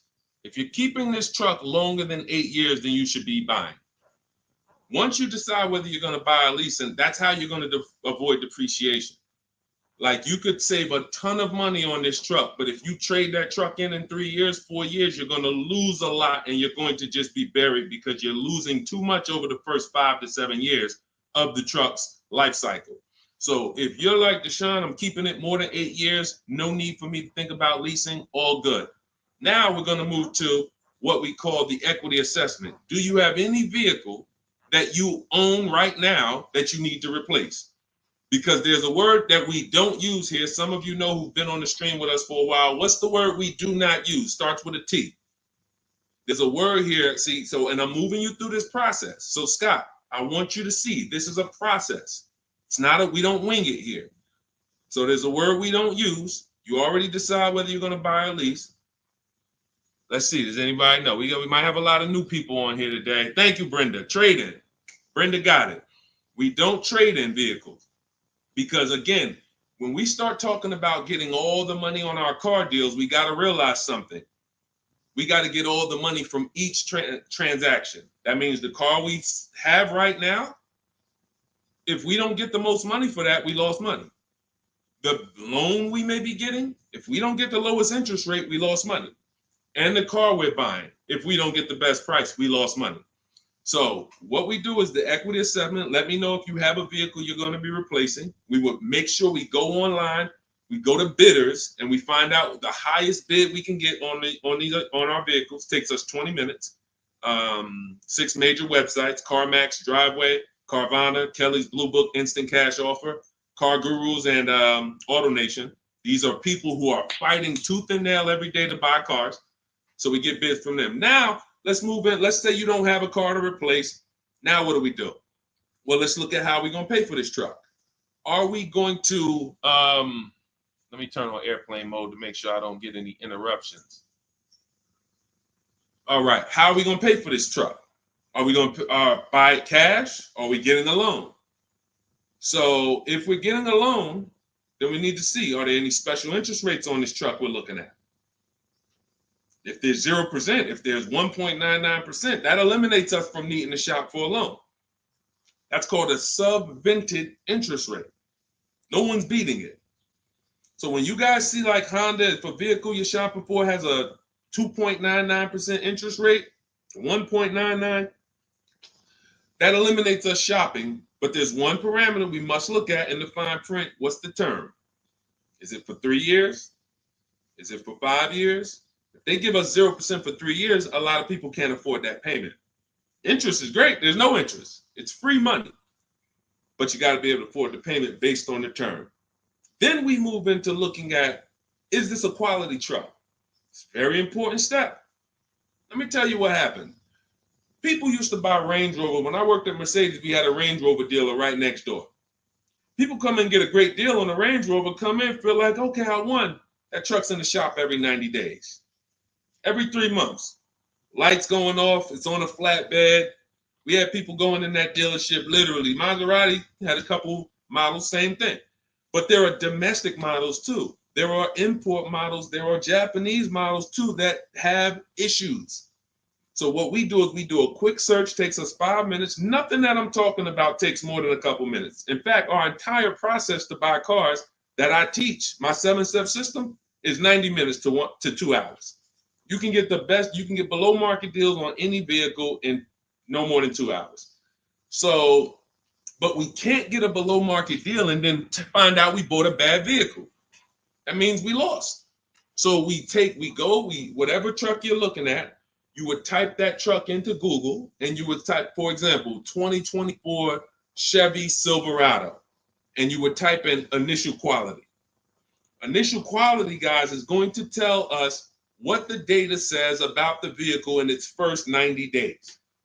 That's initial quality reports. That means when people get it, all the owners, the thousands of owners that are buying this vehicle, what are they saying in the first 90 days? Are they saying the electric, are they saying it's hard to manage? It's too complex, there's issues. Initial quality we look at and we skim Google to see if we see any red flag articles. Then we switch initial quality to reliability. Reliability is what are people saying the first 3 years? Does this vehicle have a history in the first 3 years of having issues? Maserati owners who was buying these Ghiblis and buying things back in the day, the Quattroportes that were having issues, they would have saw that. And they would have made a decision not to buy those vehicles. These things, this 5-minute exercise prevents you from nightmare ownership experiences. Paying less than everyone is one part of this deal, guys, of what I want you to get. That's one part of it. Getting a quality vehicle is the other side. And you can't have one without the other. Great price, not a quality vehicle, we lost. Quality vehicle, we paid market value or above market value, we lost. So we need to get both. So then once we find out, okay, the vehicle I'm looking for, it has great marks, there's no red flags, now we move into getting offers. And very simple, we get offers right from home. That's why everything I teach is called Cars from Home. Cars from Home. It's a mindset and it's also a process. We sit down here and we contact dealers online. I have something in my book called the 25 to 5 strategy. That means we're connecting with 25 dealers in 20 minutes and we're going to get 5 offers. It is important that you must get 5 offers because 4 of them are going to be overpriced. I can guarantee you that. Right now I've worked with 2,200 people personally around the country, and we have about 9,000, approaching 10,000 people that have my digital book, Cars from Home, in their hand in the last 4 months. So when we look at the data, not to mention I shop myself, you know what I'm saying? I've used this. I know you may think every dealer has the same price. They're all different. They're all different. That's why your best deal, and pay attention to what I'm about to say. In fact, hit the share button if you're locked in. Share this with one friend because one friend might be out there shopping right now, overpaying. All right.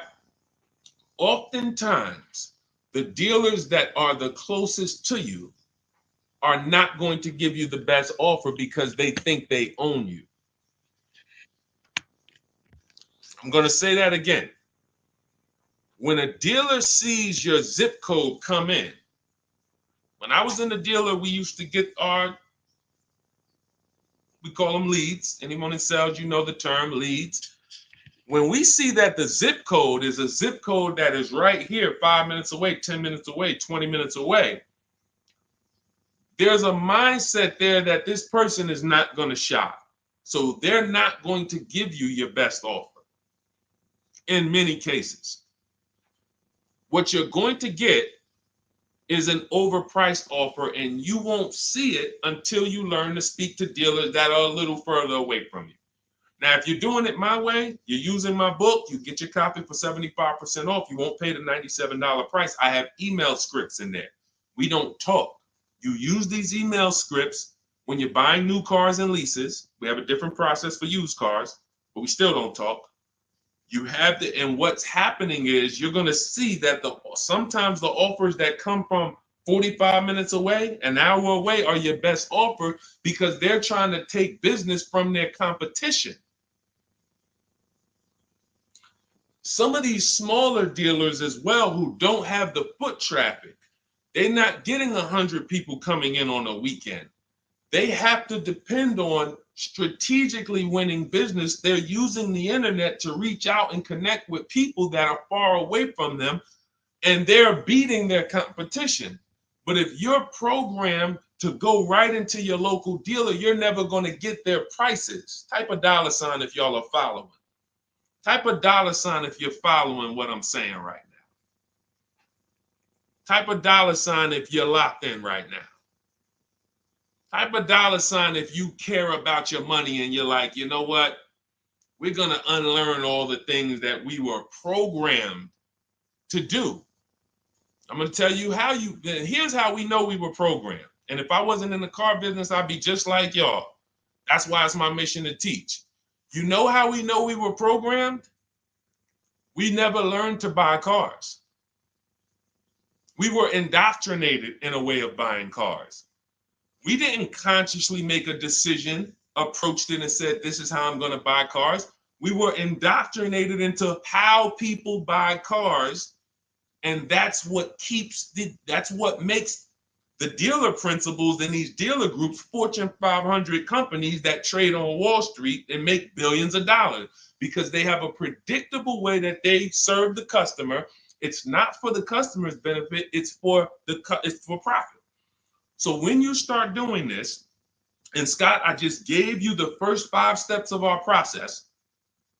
When you start doing this, you're going to see that the same people who you thought really liked you, Charlie down at the dealership that he sold cars to you, your parents. When you start making Charlie compete, you're going to see Charlie wasn't really for you. You're going to see that. The same person who, man, we always bought cars from him, but when you start making them compete, things change. Things change dramatically. And that's going to reveal to you, oh man, Charlie, how long you been overcharging me then? How long? See, because one dealer's best offer is not another dealer's best offer. So it's not like Charlie's lying. When he says to you, hey, listen, Ashley, listen, Miss Whittington, I can't do any better than this. This is our best offer. He may not be lying, especially, you shouldn't be there, but we do this, we never talk numbers in a dealership. But once they say that's our best offer, that's their best offer. When you hear from another dealer online, it's a different best offer. Another dealer online, it's a different best offer. And then you start saying to yourself, okay, I just need to find a dealer whose best offer is the lowest among everybody. But we can't stick with one dealer, because you'll never see how much you're overpaying by dealing with one dealer. So that's the process, Scott. That's the start. If you embrace that mindset, you're going to win every time. My 2 favorite words are multiple offers. You want to protect yourself from overpaying on anything. I don't care if you're getting your house renovated, multiple offers. Those of you who's not a good negotiator. Before we go to the next question, because I see we got a lot more questions coming, and keep typing them, and Dolan's going to pull the next one. Before we go to the next question, who's not a good negotiator? Type me. Not a good negotiator. I know we got some negotiators on here. We got a good amount of people, but who's not? You just don't like it. You're either not good at it. You don't like confrontation. It's just not your thing. Who'll be honest and let us know. It's not your thing. Okay, I see you, Brenda. Okay. All right, I see you, Tony. Okay. I see you. Let's go. Okay, we got a bunch of negotiators. Okay, I see you, Michelle. Okay, they're coming in now. Okay. Multiple offers is, you never have to be a great negotiator. If you embrace multiple offers, you never need to be a great negotiator, because what happens when you start getting multiple offers, you're not negotiating with the person trying to sell you something. You're making them negotiate with the other people trying to sell you stuff. Big difference. When you negotiate one-to-one, you're negotiating with a person. When you make other people get bids and you get multiple offers, now those people are negotiating with each other to win your business. That's how we have deals. That's how we have people like Danielle here, who she got her Audi. She's paying a ridiculously low payment, $550 a month, $44,000 vehicle, no money down. That's how somebody like Sean saves 20 grand off of his F-150 Lightning here. Wrote me in. Now pay attention. Pay attention to what I'm about to tell you about Sean's deal. What's so important is he saved 20 grand, 21,000 off his new F-150 Lightning. But here's the big thing. When I asked him about the deal, I want to find his post. He said to me, no other dealer, I want you to see this. He has shopped locally. Where are we? I think this is it. Okay, hang on. Okay, I'll tell you what he said. He had to go 150 miles out to get that deal. He had to go 150 miles out to get that deal. So what you're going to see from most people who learn from me, and you'll be this way too, you're driving an hour to pick up your vehicle, but it's a great drive because you know the money you saved. You don't mind driving an hour to pick up your new vehicle when you know that I'm saving $5,000 on this hour-long trip. All those other dealers close to me that felt like they owe me, none of them wanted to make me this offer. But this one deal over here, He's beating them by $5,000. I remember this young lady in California. She was buying a Volvo, and she had to fly. She called me. She said, Southern California dealer made me the best offer. They beat my highest offer in Northern California by $4,000. All the offers I got, the best one in Northern California, this dealer in Southern California beat it by $4,000. I said, so what you gonna do? She said, I just got the plane ticket. It was $70. I said, that's what I would have did. So we have to go to where we're saving the money, y'all. This is a one-time thing. You buy your vehicle from who's making you the best offer. You service your vehicle from where it's most convenient. Two big differences. All right, go ahead, Dolan. Shoot the next one up. Everyone who just jumped on, this entire stream is sponsored by my new digital book. It's called Cars from Home, 7 Steps to Saving Time, Money, and Avoiding Dealerships. It's already 5-star rated. You can Google it. For the next 30 minutes, you can get your copy for 75% off. It's my entire blueprint of leasing step-by-step, getting below market leases, getting below market purchases, getting below market pre-owned deals step-by-step, making banks bid for our business step-by-step. Now, 30 minutes only. After 30 minutes, the price goes back up to $97. So you can click the link in my TikTok bio, click that picture of me, or click the link in my Instagram bio, and come back to the broadcast after you get your book. As soon as you pay on that thank you page, I want you to screenshot that. There's a link to open the book right there. So not only will I email you a copy, on the thank you page, you click a link, and that book is right there too. So, and then for those of you on YouTube or Facebook, we have the link showing below. Link in the comments for you, and Facebook, you guys will see the floating link. So 30 minutes, get your copy. You won't pay the $97 price. You'll get yours for $24, and you have everything step by step. You won't have to remember any of this or watch my social media videos anymore. Okay. Scott says, dude, just wondering if you've heard of the Ford Flex Buy program, and if so, what are your thoughts? Well, let me do a little research on this. Hang on, because we can find out if this is going to be good for you or not. Let me tell you how easy it is when you figure this, Scott, when you grab this mindset, when you unlearn this. Hold on, they're saying they couldn't hear me on TikTok. Okay. Well, as long as you could, well, I know you guys can hear me here. We're on 2 TikTok channels right now. So let me see here. I'm pretty sure. Give me a, before we hit this question, let me make sure. Can you guys hear me on TikTok right now? Type yes. If we don't want to continue and people can't hear us. So let me know. But I see, these are the people I love right here. I love people who say, I'm going to get to it. Hopped off of TikTok, because we're on 2 TikTok channels, and now on Facebook. She said, I'm getting to this information. I don't care if I got a skim platform. I love it. Okay, so we're good. It must be just this one TikTok channel then that we're having issues with. So it's all good. Let me close this one out, and then we'll keep it moving. Okay, so this is how easy it is to find out if something's worth it or not. Does it make people compete for my business, or does it try to lock me into something? The competition is what saves us money, which is why none of these websites you're ever going to see is going to create competition. I'll tell you about the used car websites. They're not creating competition. I'll tell you that. See, I don't want to skip this, but let's check this Flex Buy program, and then if we have time, I'll explain to you why those used car marketplaces we shop on, it's not competition. They're trying to sell you on variety. But let's check the Flex Buy program, and let's see how this works. Okay. So what is Flex Buy? Flex Buy is a unique payment plan for qualified buyers. Ford Flex Buy program payments start out lower, gradually get higher after 36 months. The Ford Flex Buy program takes the rate on a 60-month traditional loan and extends that rate to 66 months.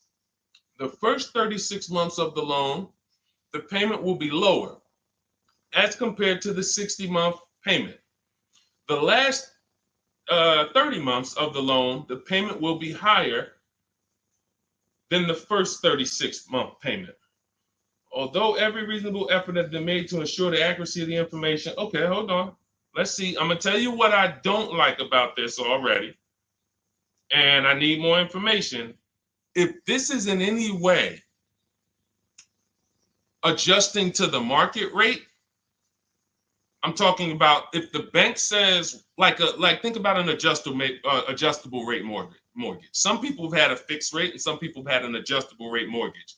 The adjustable rate is good for the lender because the lender says, all right, here, pay this rate that we agree on today, but in 3 years, 5 years, and 7 years on an adjustable rate mortgage, let's talk about what your new rate is based on what the market rate is. If that's in any way like this is trash. Because the banks will say, all right, well, for the first part of the loan, we're going to do one interest rate. And then we'll look and say, midway through, what's the market rate? And if the market rate's lower, great, you win. If the market rate's higher, then you lose. So here's the thing. When we're getting loans, I'm getting ready to explain something to you guys called the bank bidding war. There's so much money in loans, it's ridiculous. That's why there's people who want to loan you money to buy cars. They don't even sell cars. And could y'all keep tapping the screen on TikTok and running those likes up? Can we get to 1,000 likes real quick? Every time y'all tap the screen, y'all run the likes up and y'all actually help TikTok bring more people over here that need to be here. So I appreciate everybody. And thank you to everyone who hits the like button. I appreciate you. It does matter. Now, the credit bureaus in the United States allow you to do something called rate shopping. Rate shopping is when you actually let multiple lenders run your credit within a small period of time, and they can access it with a hard pull and it won't drop your credit score more than one hard pull. So let's just say one bank, Bank of America, accesses our credit to give us an offer for a loan. It may drop our credit 9 points because of the hard pull. If we shop within the rate window, we can have 50 banks at credit unions run our credit, and it's going to affect it the same 9 points. That's called the rate window. I haven't heard anyone talk about this. I've been talking about this for literally over 2 years. I think I have a couple big videos that you guys have shared, watched, that talk about how to do this. When you are getting your offers from banks, you want to get them after you've already found your best deal on your car. Because once you get your best deal on your car, you have everything you need now to go to the bank or go online, call the bank and get an offer. Who's had a bank tell them when they call for some type of offer, the bank tells you, well, we need you to have a car first. Who's had that happen? You call and you're coming and you're shopping for you're trying to get a pre-approval or something like that, and the bank tells you, well, we need what car are you buying? We need the car details. Well, that doesn't really make sense, right? I'm trying to get the offer so I can go get the car.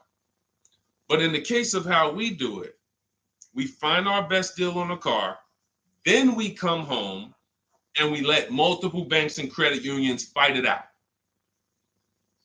Fight it out. Because I guarantee if this Flex Buy program doesn't allow you to shop for your rate and compare whatever rate they're going to offer to whatever rate you're going to get, you're going to lose with that program. And all they want you to do is see that, hey, well, we're going to give you flexible payments. They're trying to hook in people who just like, hey, that sounds good. Not realizing, well, if you just got a rate that was just got an interest rate that was 2 points lower, your payment would be $40 less a month. So interest rate shopping, guys, is extremely important. That's why when you get my book, I give you what's called the Bank Bidding War Blueprint. This is for you guys that are financing. I haven't added that to my book yet because I haven't had a chance to go in and restructure it. Every time I update the book, every time I come up with a new idea or a new website comes up, I update the book. I don't charge you for that. So websites go out of business. Room went out of business earlier this year. Websites go out of business. I'm not going to charge you for each time something changes because we use an online program. But what I did was when you get your book, you get the book, Cars from Home, and then you get the Bank Bidding War Blueprint. All this is the strategies we use to make banks and credit unions bid. I need you guys making people bid for your own sake, for your confidence, for your empowerment, for your experience. You're going to feel like I'm the prize. I'm spending $50,000 here. Why the heck am I begging people to sell me a car? Who's ever felt like they're begging people? Come on, can you take off another 1,000? Come on, can you drop it by $50 a month? Come on. You're begging people. Meanwhile, this is a 5-figure transaction. So when you flip the tables like we've been doing, like all of the people, if you're on Instagram or if you're on YouTube, you can see all of these people. You can see Zafrina, you can see Jared. Look at all these deals. People posting their numbers. Teddy, Rosalie. How does Rosalie get a 65? How much is this vehicle? How much? How does Rosalie get a $60,000 vehicle at $592 a month with no money down? How does she lease that vehicle at $592 when the same daggone Infinity advertisements we see say, hey, come put $5,000 down plus tax and you can pay that price? She did it with no money down. How? Bids. Okay? Bids. All right. Scott, if the program doesn't make people bid, it's no good. I don't care if it's flex buy, X buy, friends and family. If it's not making people bid, it's trash. It's for them, not us. Okay? I think I beat that horse down. So we can go to the next question now. Go ahead, Dolan. Remember, everybody, you have 30 minutes to get your copy for 75% off. Make sure you save my support email just in case you type your email wrong. Sometimes the book doesn't end up in your inbox. Just hit support, send them an email. My team works 7 days a week. Hey, didn't get my book. They'll get you a copy. We want the book in your inbox. We want you using it immediately. All right. This is Lorraine Celine. Thank you. I followed you in your advice on shopping for a used car, and I bought a 2007 Honda Accord at a great price. Thank you for your knowledge and advice. Amen. Congratulations. Enjoy it.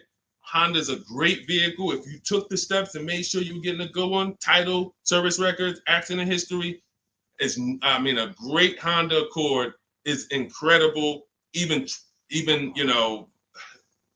some of these vehicles, guys, long-term owners, some of you long-term owners, you need to understand which vehicles have the best longevity records. And Honda Accord is one of them. Congratulations, Lorraine. Enjoy it. God bless you. Go ahead, Dolan. Next one. Buying a Porsche Cayenne Coupe. Need help. Okay, well, you sound almost like Scott. We started with the process. How many years are you keeping the car? If I could find my, oh man, I don't have time to find it right now. I know why. There's a young lady who came. I want to tell you something how important deal structure is. Who was taught never to lease a car? I want you to be honest. Type me if you were taught never to lease a car. If everyone who's willing to be honest, again, it may sound like some of the things that I'm talking about is bad news first. That's because it is. I have to give you the bad news first, and then we get to the good news. All right. So now I see some misconceptions coming out already. I see Wanda.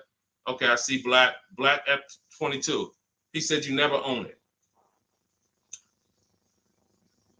I want you to understand something about what you just said. If you're a person who keeps that car 8+ years, then you can own it. I'm going to tell you why. Cars depreciate like this. Cars drop in value like this. This is the scale. That's why you buy a car today for $40,000. 5 years later, it's worth $18,000 or $15,000. You're losing value. People care about this. You know who cares about this more than anyone? You guys, you know who cares about this more than anyone? Banks. Banks. Banks don't want to own things that do this. Now look, Black is coming with a lot of stuff right now. Let's talk to Black. And let's talk to the people like Black, because Black is somebody who will tell you never lease a car. He just said you're basically renting it. You never own it. Now let's get to the point. I want to show everyone on here. Thank you, Black. I'm glad you're here because we're getting ready to use this as an opportunity to prove a point. Let me take let's look at Ansley's deal he just got leasing. And we'll talk about mileage. You can build lease mileage up to 30,000 miles per year. So it doesn't matter. First thing people think, well, leasing, they limit you. No, you pick your mileage on a lease. You choose the mileage. I've had people who lease 30,000 miles a year, 25,000 miles a year, 18,000 miles a year. You pick the mileage. Now, whether you drive or whether you lease or buy, this is what your vehicle is doing. You're losing money day by day. So when you go and you buy a vehicle, you're losing money day by day. The reason I created the 8-year rule is for you to understand that at some point, you stop losing value day by day. You lose less value. This is what we call beating depreciation. It comes with long-term ownership. But let's look at Ansley's deal so that we can put this leasing versus buying to bed and show you how many of you have overpaid by thousands and thousands and thousands of dollars that you can't get back listening to people who tell you leasing is renting and all of these horrible financial terms. Let's go to the numbers. So Ansley gets a 2024 Infiniti truck. It's a $58,000 truck. If you're watching on Instagram or YouTube, you can see this. It's a $58,000 truck. Guys, some of you know because you've seen some stuff, every $5,000 on a loan is how much per month? Every $5,000 we borrow on a loan, 5 years, is about how much per month?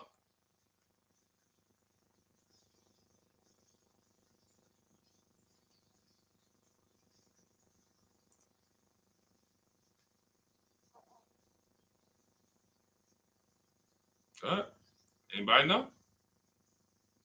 Thank you, Michelle. $100. Told you, shout out to the people who tapped in, locked in, locked in. See, I love the people who are locked in. It's some people who just, they sleep at the wheel. I need the people who are locked in. I'm really only talking to you. Now, that means this vehicle that Ashley went in to get, his $58,000 vehicle, if he would have just said, all right, I want to buy it because I was taught leasing is renting, how much is it going to cost me a month? No money down. Let's figure, we're going to compare apples to apples. No money down, because when you put money down into the deal, that confuses you. That actually makes you think you got a better deal than you really did. When you evaluate deals with no money going into them, it's easy to see where the best value is.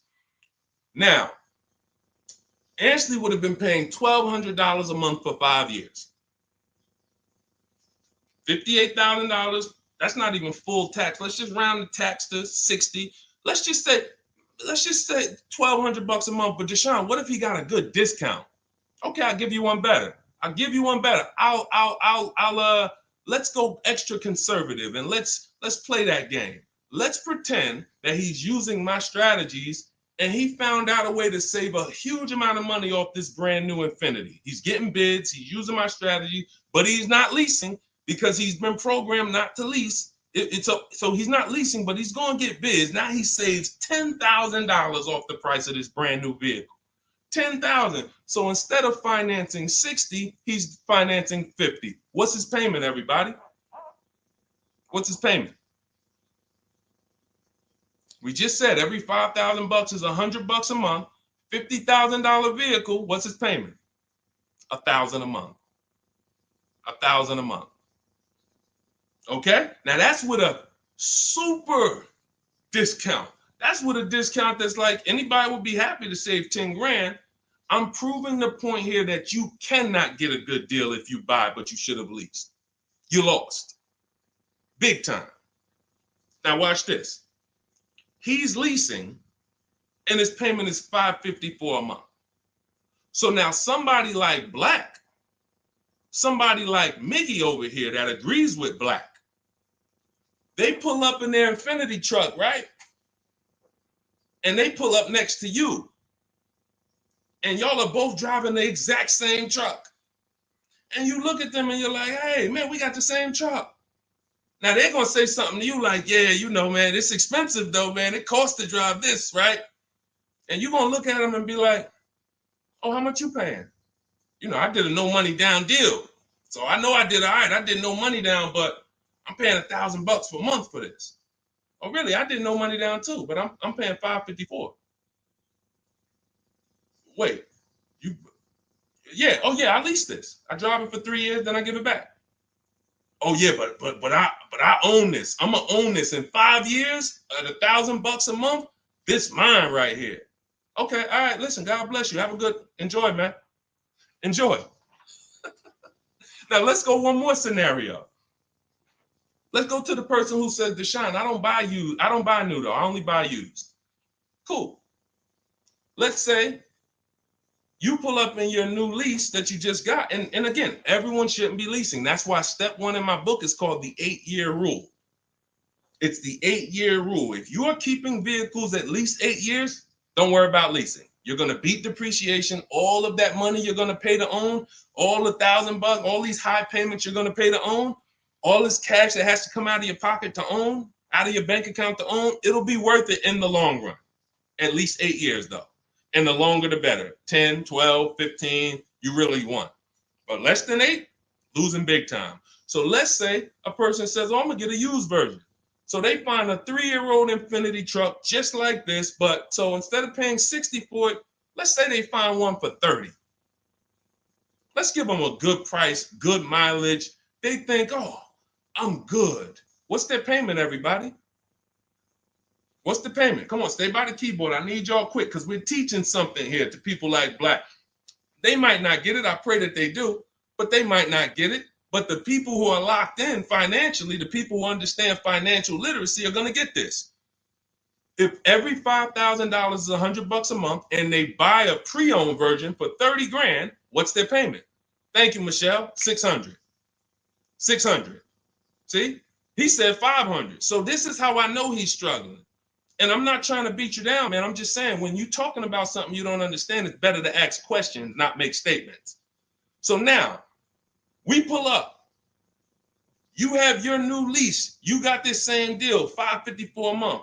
He pulls up in his 3-year-old version that has probably 1 year of warranty left. You both did a no money down deal. He looks at you and says, oh, wow, that's the new one, right? Yeah. This is the 2024. 2025. Oh, yeah, this is a 22. I just got this. I got a good price on it. I paid 30. Okay, cool. What's your payment? I pay 600 a month. What you pay for the new one, man? I know that must be expensive. I pay 554. Wait, what? Yeah, I paid 554 for this. No, you put a lot of money down, right? No, I didn't. I gave him $554. I drove off. It's understanding. That's deal structure. That's why when I came and started teaching 3 years ago, I had to teach deal structure. I couldn't teach people to just go in and buy cars, get great prices. If you get a great price, but your structure is wrong, you overpaid. You're driving cars, you're driving older cars with no warranty. And many of people who've been taught to do this, they never even pay the car off. They trade the car in before they even pay it off. They literally, I used to have people walk into the Mercedes dealer and they look at me and say, Deshone, is that the new version? I'm like, yeah, that's the new one. He's like, I got 3 payments left on this. This one, as soon as I pay it off, I'm coming to see you for that one. So this is a person who paid these high payments because they wanted to own. They thought they were going to own. As soon as they get their title, it's like running a marathon. Oh, these high payments, these payments are so high, but one day I'm going to pay this car off.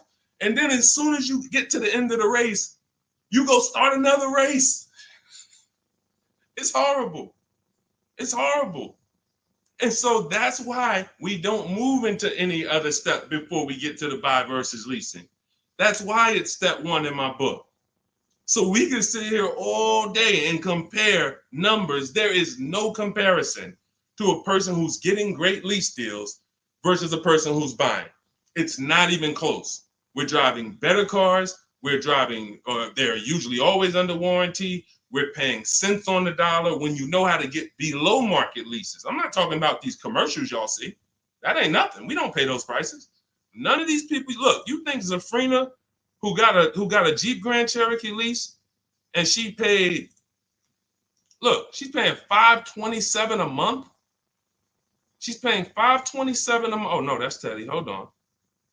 You think Zafrina, who's paying $579 a month for a $66,000 truck, is ever going to she's not going to let this bad information get to her anymore. She's driving a $66,000 truck.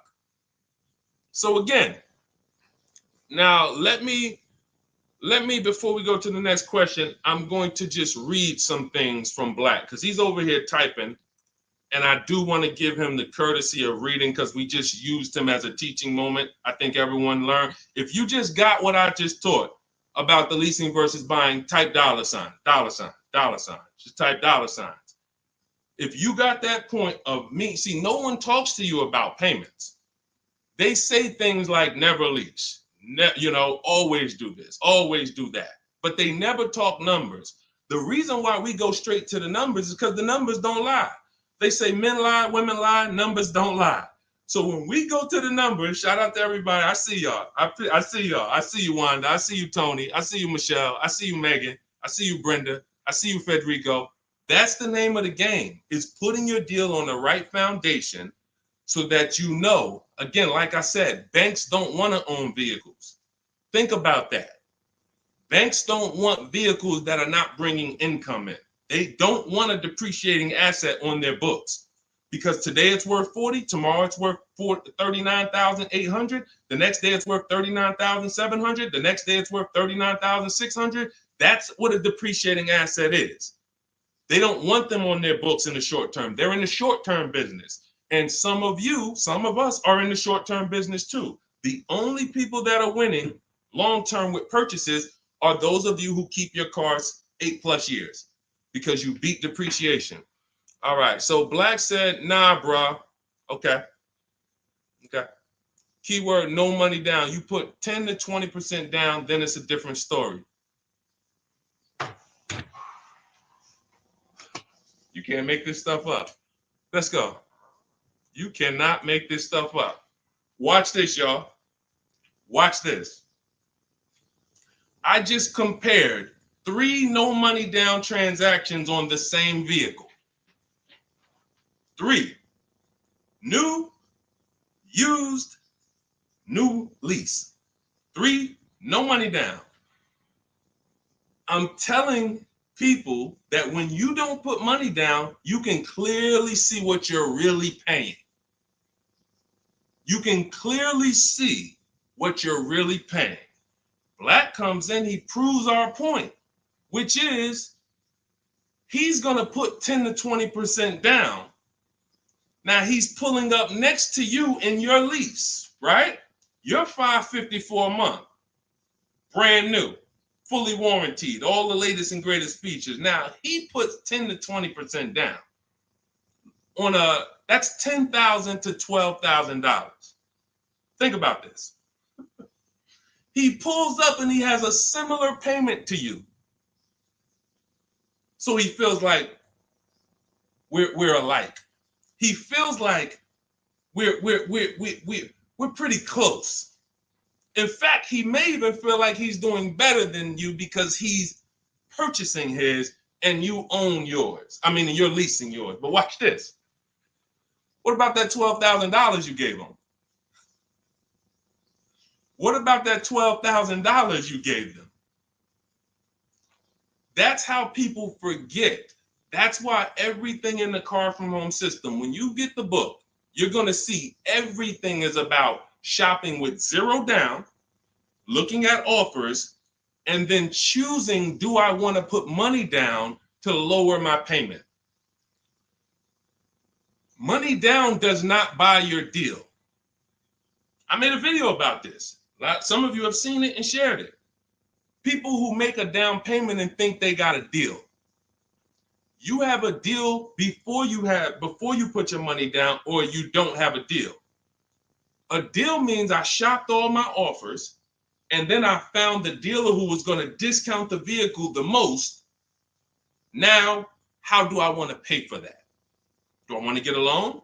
If I'm getting a loan, what do I want my payment to be?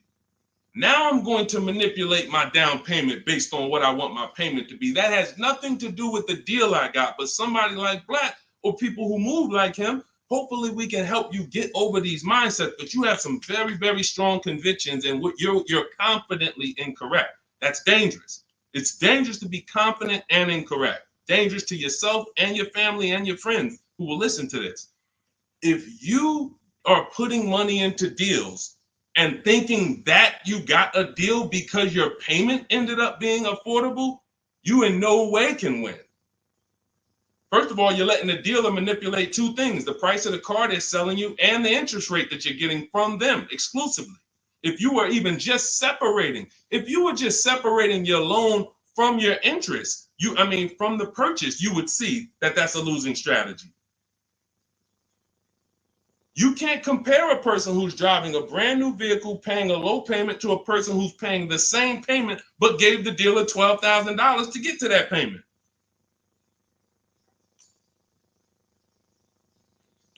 And look, here we go. Now let's get ready for the next question, because Black just said, I believe in the Ramsey rules, not leasing cars, and he's costing you. Now, let me ask you a question. How many years are you keeping your car, Black, on average? And let's just move on from there. We've given you enough, and you've been great. You have been great. I think we have all learned. You've given me a lot of things to be able to teach the audience who's willing to learn, but there is in no way, shape, or form. 3 to 4 years. My man, you are losing like crazy. Look, he's buying cars like this and flipping them. He's buying cars like this and flipping them, coming back. You're spending so much money that I can't even get it across to you because you're not in a posture to learn. You are literally buying cars in their deepest state of depreciation because somebody told you don't lease. You listen to them. You buy the car here. It's worth $40 the day you buy it. You come back in 3 to 4 years to get a new one. They give you $20 for that car. You spent $20 grand. You lost $20 grand in depreciation in 3 years. And you just keep doing that because somebody told you never lease cars and you listen to them. The payments I'm showing you, it's not clicking. The fact that the same car you bought for $40 that you're going to get $20 for, you're paying $40. That's an $800 a month payment. You put 20% down, you finance 30 grand. Now that's a $600 a month payment. That same $40,000 car we're leasing with no money down for $500 a month. No money down. You are spending thousands. We can't help you, man. You got to be willing to unlearn it. You are so locked in, So anyway, but I think, listen, everybody who got it, you understand. That is why leasing versus buying is paramount. You cannot get it. If you are not keeping your cars 8 years, you cannot get a great deal buying. You're going to lose in depreciation. You're going to lose in resale value. When you go to replace that car and you see what it's actually worth and how much you paid over 4 years or 5 years or 7 years, when you compare that to a person who drove brand new cars for that particular same period of time, it's no comparison. And then you have cars with no warranty and all of that. Yeah. Look, Megan said, Black doesn't seem to learn. So to my question would be, could you buy an extended warranty package? Hold on. Why am I getting calls on airplane mode? Sorry, guys. I hold on. Let me put on Do Not Disturb. All right, so go ahead, Dolan. Shoot some. Let's get to Megan's question, and then let's try to go through a couple more. But that was good. That was good, Black. Thank you, because we wouldn't have been able to teach on those points without your questions. Okay, so let's do Carolina on YouTube, and then let's go to we'll hit Megan, and let's go through as many as we possibly can. Hey, I'm new here. I want to trade my 2020 Nissan, and what's the best way to do this, please? Okay, so you have a 2020 Nissan. That's a vehicle that's not 5 years old. First thing you would do, if we were talking, I wouldn't let you buy. Unless you're telling me you're going to keep the next car 8 years, you're losing, because that 2020 Nissan, first thing we want to do is decide whether we're buying or leasing the next vehicle. And as we just said, if you're not keeping the next vehicle 8 years, you should be shopping for below market leases. Then you want to now see what is the most money you can get for that Nissan. We don't depend on a dealer to tell us. You're going to go to these 6 websites.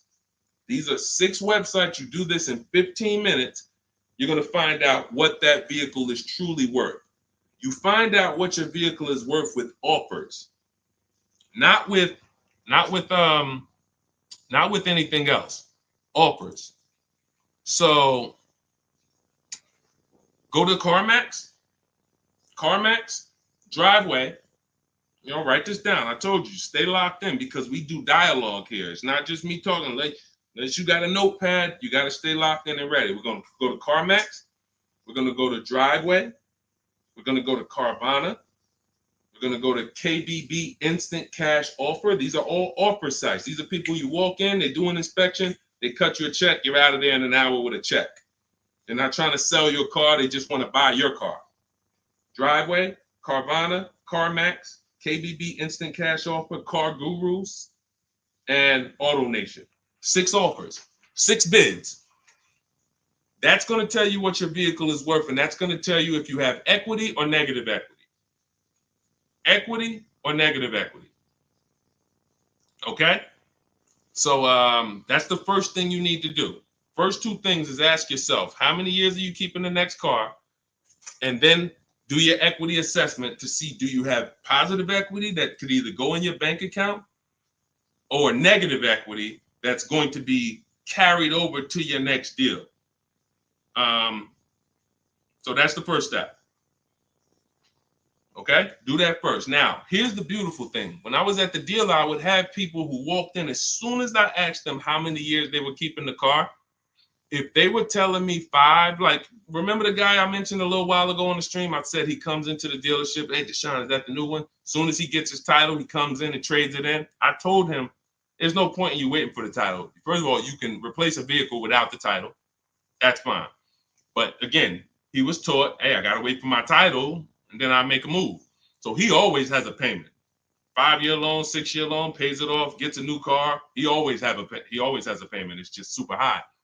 But what I would do if he was listening, if he was open to financial advice, I would tell them,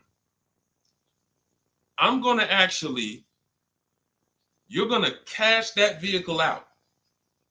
That means you're going to sell this vehicle. We're going to give you a check for that. So whatever it's worth, 15, 18 grand, it's paid off. That's going to go in your pocket. Now, what he was used to doing was, well, whatever it's worth, don't I have to put that down on the next vehicle to be able to get my payment where I want it? And this was the best news I was able to deliver. This is why, and if you talk to anybody in New Jersey who dealt with me, this is how I've been. I've been the same way. From the minute I started learning about financial literacy when it comes to cars, I was a consultant educating my clients on how to keep the most money in their pocket and drive the best cars. When he would say, well, I say, are you familiar with leasing? And I would ask, how much do you drive a year? And he would say, I think about, maybe 13, 14,000. Say, let's go look at your old vehicle. We look at your old vehicle. We see, okay, yeah, based on what's on the mileage now, you drive about 14,000 a year. Here's what we're going to do. Whatever your car is worth, you're going to put that in your bank account. Let me show you what a competitive lease would look like.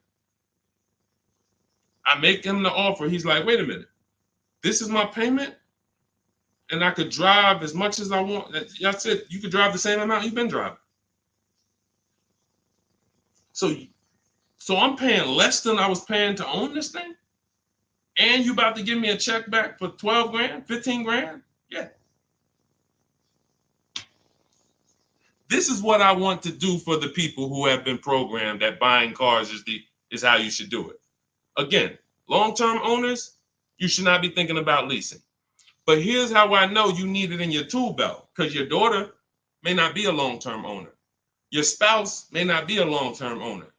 Your friend or whoever may not be a long-term owner. See, typically how you do things is how you teach other people to do things. So if you are keeping your cars 8, 9, 10, 12 years, you probably think everyone else is doing that.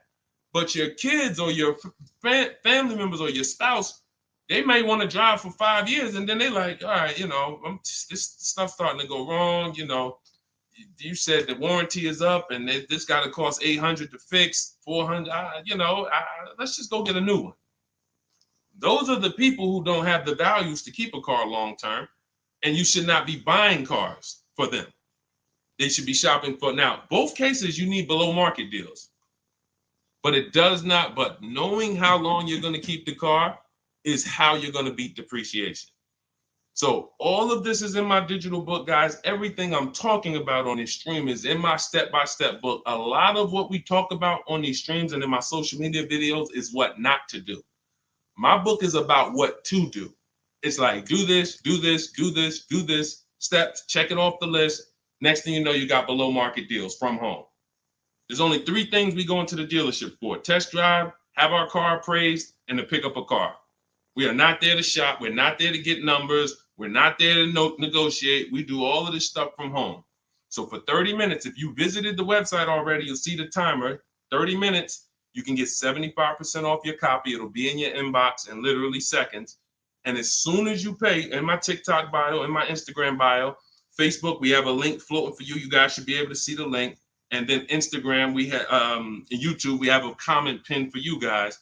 You'll have the book, but as soon as you pay, you're going to see the thank you page. It says screenshot this page. You'll see my support team email. Sometimes you type your email wrong. Contact support if the book is not in your inbox in literally 5-10 minutes. Also, as soon as you pay, you see a link that says open your book below. So there's 2 ways I'm delivering the book to you. Right there as soon as you buy, but I'm also emailing you a copy. But sometimes, we fat finger the keyboards and there's a letter off, so make sure you hold on to my support team's email and hit them up.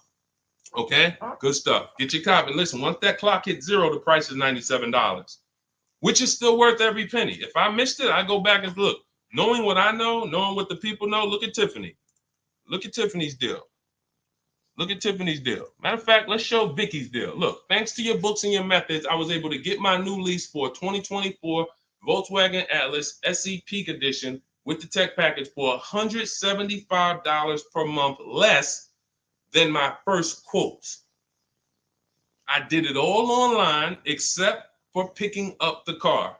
I put no money down other than my first month's payment and DMV, which is probably $200, and saved over $6,000 on the life of that lease using your negotiating scripts. We have email scripts. This is what I want for you. I want you guys not just getting cars. Everybody's getting cars. You'll see people posting their car. Oh, I needed an upgrade. Look, get a bunch of likes. Hey, had to treat myself.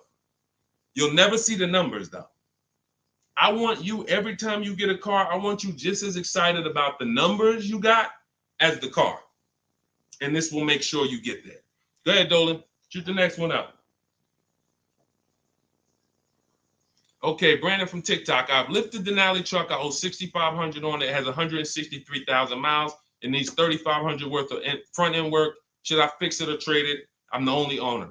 I would make sure you get a second opinion on how much it's going to cost to fix. Lifted Denali is going to have a low resale value. But here's the thing: the cost of replacement is always more than the cost to fix. Always more. So if you got a truck, and again, your truck, you got a loan on it. You got a loan on it, 163,000 miles. I teach something: you shouldn't have a loan past the 10th birthday on a vehicle. Now you're going into a lot of risk. There's different boundaries we need to follow. But what I would do if I was you is I would make sure I'm not spending more than $3,500 unless I'm getting multiple mechanics to give me an offer. But I would see, what does it cost? What's the lowest I can pay to get this truck running? What if you pay $3,500 and it runs again for another 3-4 years? All day long. Because to get a new vehicle, $3,500 is coming out your house in probably 6-7 months. Which would you prefer? $3,500 one time and I could drive this thing for another 3 years problem free? Or $7,000 or $10,000 a year that I'm going to pay to get a new truck? Keep the cost low when you can. All right? Listen, I'm going to jump off. Everybody, listen, we'll be back for another stream. We went deep today. I think we dug into stuff we've never dug into before. Thank you to Black for, bringing some information to us that allowed me to teach and help you guys unlearn. Everything you need is in my digital book, Cars from Home, 7 Steps to Saving Time, Money, and Avoiding Dealerships. Normally $97. It's 5-star rated. You can Google it. You can see all the reviews people wrote using it. But you won't pay $97 if you get to my TikTok bio or my Instagram bio before that 30-minute countdown expires. You'll get it for 75% off, which is $24. And on YouTube and Facebook, I have a comment pinned for you guys where you can get your copy for 75% off. Use it. Make sure you email me your success stories, and make sure you save my support team's email just in case you type your email wrong. Let's make sure my team gets you your book. All right. God bless you. Keep winning. Keep unlearning. I'll see y'all on the next one.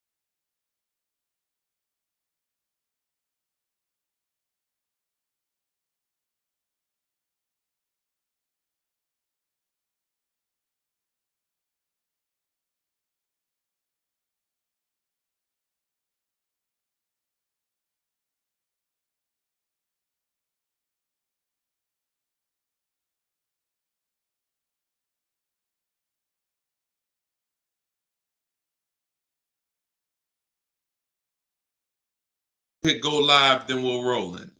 Jasmine from TikTok asks, what do I do when I can't afford the lease after 1 year? Great question. You want to do an equity assessment, see if you can sell it. There's two main ways to sell a lease. You could have somebody assume it. You can go to a site like Shop a Lease, and if you have a good car payment, you could list the car there and somebody could take over it, but it must be a good car payment relative to the deal. If you're paying, if you overpaid per month, then you're going to have a hard time getting someone to take over the lease. But if not, you can get rid of it there. Second is, I want you to call the leasing company, ask for your payoff, and then you're going to call, once you get your payoff, I want you to ask them if you have a third-party restriction. Those are the two questions you're going to ask your leasing company. And then once you get that number, which is your payoff, you're going to go to CarMax.com, Driveway, Carvana. This will take you 20 minutes to do. Kelly's Blue Book Instant Cash Offer, Auto Nation, Sell My Car, and Car Guru, Sell My Car. You want to get 6 offers. It's very important when you're on those sites. When they ask you, is your car owned, leased, or financed, put owned. That's going to tell you what the market value cash is for your car to get rid of it in a day. If it's greater or equal to your payoff, you can get out of it. If you have a third-party restriction, then you're going to need to take another step and you're going to sell to a local dealer. But you got to see where your equity position is first. Got to see where your equity position is first. All right, I'm going on and I'm sharing the broadcast, and then Dolan, you could queue up the next question. We're live on TikTok, Instagram, YouTube, and Facebook. So we are going to be taking questions from all platforms. The first one came from TikTok. We got a couple queued up on TikTok. So shoot the next one in, Dolan, and we'll get to it. All right, this is another one from TikTok. I have 2 payments left on my lease. What's my next step? Equity assessment. Who's returned a lease to a dealership, just dropped it off when it was done? You never assessed any equity. You didn't even know. Who didn't know that a lease could have equity that you could put in your pocket? It's not a guarantee, but many people all through the pandemic, we were showing them how to put $5,000, $10,000, $12,000 in equity in their pocket from the end of their lease. I sold my lease. End of my Jeep lease, I made $8,900. My mother made $10,200. Now that was when everything was worth 7 to 10 grand more than it's worth. That was when the market was once in a lifetime. But does not mean we will never return a lease without doing an equity assessment. If you've done it, I want you to raise your hand and say, you know what, I turned in my lease. If you ever just dropped it off, you can't do that again. You must know if you have equity, and you follow those steps that I just gave to Jasmine. I think that was Jasmine who asked the first question. That is what's called in my book, In my process, that's the equity assessment. That is what you do. Everything I'm teaching you guys is from my new digital book, Car Shopping for People That Hate Car Shopping, 7 Steps to Saving Time, Money, and Avoiding Dealerships. So every question you ask, when I answer it, it's going to be out of one of those 7 steps. And the equity assessment is step 2. You must do that before you ever return a lease for the rest of your life. A lot of you gave back thousands of dollars to dealerships and you didn't realize you were doing it. They bought those cars, put that money in their bank account when it should have been in yours. Yep. All right. Go ahead. Shoot the next one up, Dolan. All right. All right. This one's from TikTok as well. Let's go. Facebook, type your questions in. YouTube, type your questions in. Instagram, type them in so we can get to you guys. Another one from TikTok. Thinking of trading a car for a newer model. Should I keep the car and just get the new one? It's a good question. What's the benefit of keeping the car? If you were a high mileage driver, then I would tell, let's just say you said, Deshone, I'm driving 20,000 miles. Then high mileage drivers, I want you to type HM. If you do over 20,000 miles per year, even 18,000 miles per year, just type HM. Regular driver, Jason, what's the benefit of having 2 cars? It's own insurance. You're paying for one when you get your new car. I like to drive that car that I'm paying for. I don't want to be paying for a car and then I got this other car that I'm barely using. But if you are a high mileage driver, then I would tell you keep that car and get you another car. And but how many years are you keeping the car, Jason? How many years are you keeping this next car? Because depending on your answer, it's going to change my answer to you. So this car you're thinking about getting, how many years you see yourself keeping it? Let's start there. Come on and shout out to the sharers. I see y'all running the likes up on TikTok and y'all keep tapping that screen. Just every couple minutes, throw a couple taps. It really helps the broadcast. And I appreciate everybody who's helping us get this message out. I really do. We couldn't do this without you. Let's see if maybe 5 years, then you should not be buying that car, Jason. You should be leasing. And I'm going to break this down for you really quick because some of you know the depreciation curve. And the rule of thumb is when we talk about the hidden money in your car deals, my job is not to just teach you, if you're willing to listen, how to save thousands of dollars by making dealers and banks bid on your business. That's how we make sure we get the best prices. You can't get the best price. You can't make the best deal if you buy, but you should have leased. It's impossible. Because the depreciation curve looks like this, y'all. If you buy a car today for $30,000 today, I give you a car. I'm gonna show you something. I want everybody stay close to your keyboard. I don't want you to, when I ask you a question, type as quick as you can so we can keep the dialogue going. If I gave you a $30,000 car right now, put it outside your house, you don't drive it 1 mile, you don't even touch it. We go outside a year later. Is it worth $30,000? You didn't drive it 1 mile. You said, Deshone, I don't need the car, but I'm leaving it here. It's yours. You don't drive it 1 mile. Is it worth $30,000? No. So that's your first intro into depreciation, the unseen expense. Let's go a little deeper. If you put 10,000 miles on it, it's worth less, right? If you put no money in it, if you put no mileage on it, it's already lost thousands. If you put 10,000 miles on it, it's worth less, right? High mileage driver, let's say you put 20,000, it's worth less, right? Now what you're seeing is the expense you've been taught not to see, which is depreciation. It has nothing to do with car payments. It has everything to do with that. We've heard people say, oh, cars are depreciating asset, cars are depreciating. What does that actually mean? I'm showing you what that means. I'm showing you what that means.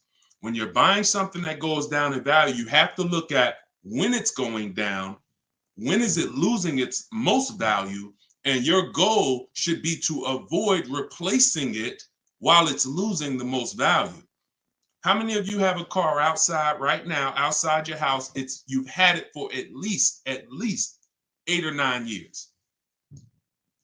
Type the number of years you've had it. If it's more than 8, don't type 3, don't type 5. For those of you who have a vehicle outside right now and it's been in your home, in your household for at least 8 years, I want you to type the number of years. All right, we got Jason 10, we got 13, we got 8, we got 20, we got 14. Okay, so we got 10. This is the leasing versus buying question, and there's nothing more important than this to the foundation of your deal. Because if you choose wrong, you cannot get a great deal. And if you're new to this, then lock in for the next 5 minutes, and you're going to understand why. The people, those of you who said, Deshone, wow, Jazzy's 20 years. The vehicle, the value of your vehicle right now, isn't it going to be about the same a year from now? Everybody who just typed, look at the, and I want y'all to pay attention. If those of you who are like, Deshone, I never keep a car, you might be saying, looking at these numbers and saying, Deshone, I would never keep a car that long. It's not for me. It's not in the cards for me. It's not my style, not my habit, not interested. Perfect. Pay attention. 12, 20. So all of these people, your car will be worth next year about what it's worth right now. What does that mean? That means you have avoided the depreciation. You've won. The depreciation curve normally looks like this the first 5 to 7 years, but it starts to get like this the longer you keep the car. So now all of you who have answered, all of you who are watching them answer, their car depreciation curve looks like this now. It's not losing much value anymore. If you don't get to that level, there was no point in you buying the car because you're replacing it here. There's only 2 ways to go from to avoid this type of depreciation. Car was worth 30, now it's worth 10, 7 years later. It's only 2 ways to avoid that type of hit. One, you're going to keep it long term. If that's not you, you should be shopping for aggressive leases. Not these leases you see in the car, in the commercials, come pay $4,000 down and all of that. These are not deals. Aggressive leases are below market prices and they're pennies on the dollar compared to what you've been paying. You cannot win buying cars and switching them like this. That's why you always have negative equity. That's why you're always never happy with what you're getting for your car. You buy your car, you come back, look 3 years later, you see what it's worth. It's always disappointing because you're trying to literally get cash back out of something that is not designed to give you any value in the short term. Leasing or long-term ownership. That's why the first thing that I teach, it's called the most important question, is how many years you keep in the car. If it's not 8, then you should be leasing. It's not even a question. We'll go deeper on that throughout the show. Anyone who wants to know more about that, you keep asking, because once I open up that Pandora's box, it's like your mind is like, oh, but everything I heard about leasing, I heard it was bad. I heard you can't drive that much. I heard that yada, yada. They bill you for all of this stuff. All of those things, I'm going to help you unlearn because unfortunately, the people who taught you that were confidently incorrect, which is dangerous. Confidently incorrect is you're dangerous to yourself and others. So, all right, so that's the key.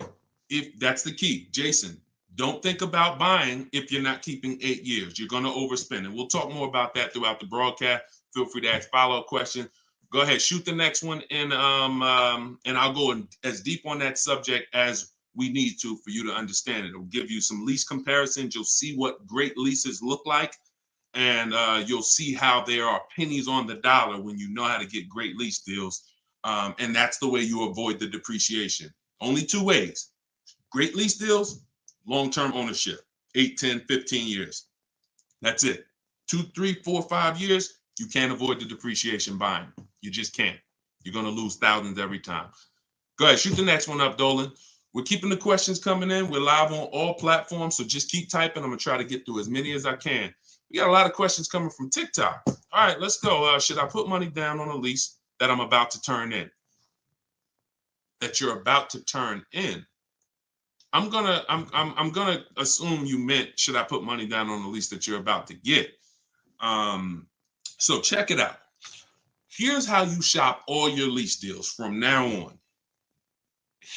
there's one thing that I never want you to say again. It's really two things, but in this subject, the other thing is trade. This is down payment. I want you to eliminate the words down payment from your vocabulary because it's been used as an opportunity to get more money out of you. Who's ever went in, thought you were making a car deal, you thought you were going to put maybe $1,500 down, and then somewhere down the lines, these hidden things come like, oh, well, you got the taxes and fees, and then you end up putting more down than you thought you were going to. Has anybody, that ever happened to anybody? Hit the raise your hand emoji or just type me if you've experienced that. You thought you were going to be putting this down. You might have gotten to the finance office to sign the paperwork, and now you got to come up with another 500 or 1,000 or the taxes or the fees or whatever it is, right? So I spent 14 years in the car business. For those of you who don't know me, I've seen the way we call them the 80%. 80% of people shouldn't be in the car business. They're overpriced. They'll sell their grandmother the highest price car. It doesn't matter. They have no integrity, very little morals. We don't buy from them. What you need is to learn to avoid them, and you also need to learn to find the 20% who beats them all the time. So when you shop your car leases, you are always going to shop. You're no longer going to say down payment. You're going to say this: total out of pocket. Total out of pocket. See, total out of pocket means that's what I'm giving you and no more than that. You'll see the difference. Down payment can be, that's my down payment, but what about my taxes and what about, so that gets convoluted. When you start using, hey, I'm only doing this total out of pocket, it's hard for them to switch it up, especially when you're adamantly aware of what that means. This is all the money that I'm putting out of my pocket. You could also say do it signing, but total out of pocket is probably more of a universal term. You shop your leases with 12,000 miles. Now, who was taught they limit you on the lease miles? Who was taught they only give you 10,000 miles? Because this question from TikTok, the person's asking, should I put money down on a lease? So I want to tell you how you always want to shop your car deals with no money down. That's what's confusing you. What's confusing you is when they mix the down payment and start throwing monthly payments, you are now not aware of what you're truly paying for the car, what you're truly getting. And so this is why you use what I'm telling you, you shop my way. You're never going to shop with down payments. That doesn't mean we don't put down payments down, but we do not get offers and we're not out there shopping with down payment money. Okay? So, all right, I see it's happening to you, Fouché. So you're going to get your offers with first month's payment, total out of pocket, taxes and fees in the payment, 12,000 miles per year. Once you do that, I teach in my book, I have a new digital book. It's called Car Shopping for People That Hate Car Shopping, 7 Steps to Saving Time, Money, and Avoiding Dealerships. I teach a strategy called the 25 to 5. We're going to connect with 25 dealers. We're going to get 5 offers. We do not make a decision without at least 5 offers. Because once you see, thanks to everybody who's supporting the broadcast with the gifts, I appreciate that. Once you see how different the offers are, you're going to realize you're going to see how much money is in multiple offers. You must get 5 offers because 80% are overpriced. Don't try to change these people. Don't question, oh, listen, why are dealers like this? Why are the 80% overpriced? Listen, Jim Rohn used to say, don't sign up for that battle. Why does the sun come up in the east, and, in the east and set in the west? Like, don't sign up for that. Some questions are not worth asking because they mean nothing. Just know that's what it is. 80% are going to be overpriced. This is why you are not going to get your best deal walking into a dealer anymore. You're going to sit at home. You're going to decide what you want. We call that shopping, not buying. This is step 4 of my process. We have 7 steps. Step 4 is shopping. And then once you decide what you want, you're getting it from home. 90 to 100% of your new car transaction and your leases should be done from home. That's where your power is. That's where you have the power of leverage. That's where you have the power to make multiple people compete for your business, which saves you thousands of dollars. I'm going to give you tons of examples. This works every time. How do we know? It's the way we buy everything else. Everything we buy in life, we go into the grocery store, we need spaghetti sauce. You need laundry detergent. It's a bid. You may not be aware, but I'm going to make you aware. Everyone is bidding for your business. Hey, look over here, Prego. Hey, this brand, Classico. Hey, we're on sale this week. Hey, we have the best. Y'all see what I'm talking about? Everything that we buy, especially expensive items, but even low price items, companies are competing, except in car dealers. They've trained you. They've trained me. If I wasn't in the business for years, I wouldn't know, to focus on one place and think we all have the same pricing. They made you think Nissan, we're a Nissan dealer, we're all the same price. So you might as well not even go anywhere else because we're all the same price. No, we're not. No, they're not. So when you start shopping multiple offers, you can do it by phone. I like to use email. I like to do everything copy and paste by email. But when you start getting multiple offers, you're going to truly see where all the hidden money has been, and you'll see how many of these dealers are overpriced, which is going to just make you say, from now on, I'm definitely shopping online. So but you need to do it correctly. There's some information you must give a dealer in order to get quotes online. And most of you don't know that. That's why you're having problems getting quotes, because you're not giving the dealer what they need to get quotes. So we'll go deeper on this throughout the show. But this is what we're talking about, y'all. This is all in my book. In my book, you have the 7 steps laid out. You could cue the next question up, Dolan. And for our launch, you can get it for 75% off. The book's normally $97, but for our welcome offer, our launch, I said, you know what? We're going to do 75% off for 30 minutes. So when you go to my TikTok bio, you click that link. There's a button that says, get my new book, 75% off. You get yours. You won't pay the normal $97, but it's only for 30 minutes. Once that timer goes down, you go back up to 97. Same thing on Instagram. It's in my Instagram bio. And then we're going to put the link here for you guys here on Facebook and YouTube. All right, go ahead. This one's from Instagram. If I'm keeping a car under 8 years, I like y'all using this 8-year rule language. I like that. I like what I'm seeing, y'all. Y'all really this is really absorbing. If I'm keeping a car under 8 years and will definitely go over the miles, how do I lease cost effectively? You choose the right miles. You never. I was at Hyundai. And I experienced most of what I'm teaching, I learned through being in the dealerships and just watching, paying attention, asking questions, seeing bad situations, and then asking questions to make sure I could help people avoid them. I was at Hyundai. I was a manager for 6 weeks there. And this guy came in and he was returning a high mileage Hyundai lease. It was the first one that I had really saw that I could remember. He brought it back. It had 70-something thousand miles on it. And I was just like fascinated. I said, you lease this? He said, yeah. All I do is lease. He said, man, I'm in sales. I used to buy these cars. You know, I was putting so much money in the cars, all this negative equity. And it was just like, I hated it. He said, once I got exposed to the high mileage lease, I never looked back. I drive this thing 20-something thousand miles a year, 3 years, I drop it off, I get another one. And so I said, okay. Because I had also experienced high mileage people coming back with lots of miles, but a lot of negative equity with it. Hey, Deshone, I'm looking to change this thing. How many miles you got on it? I got, 180. It's all highway.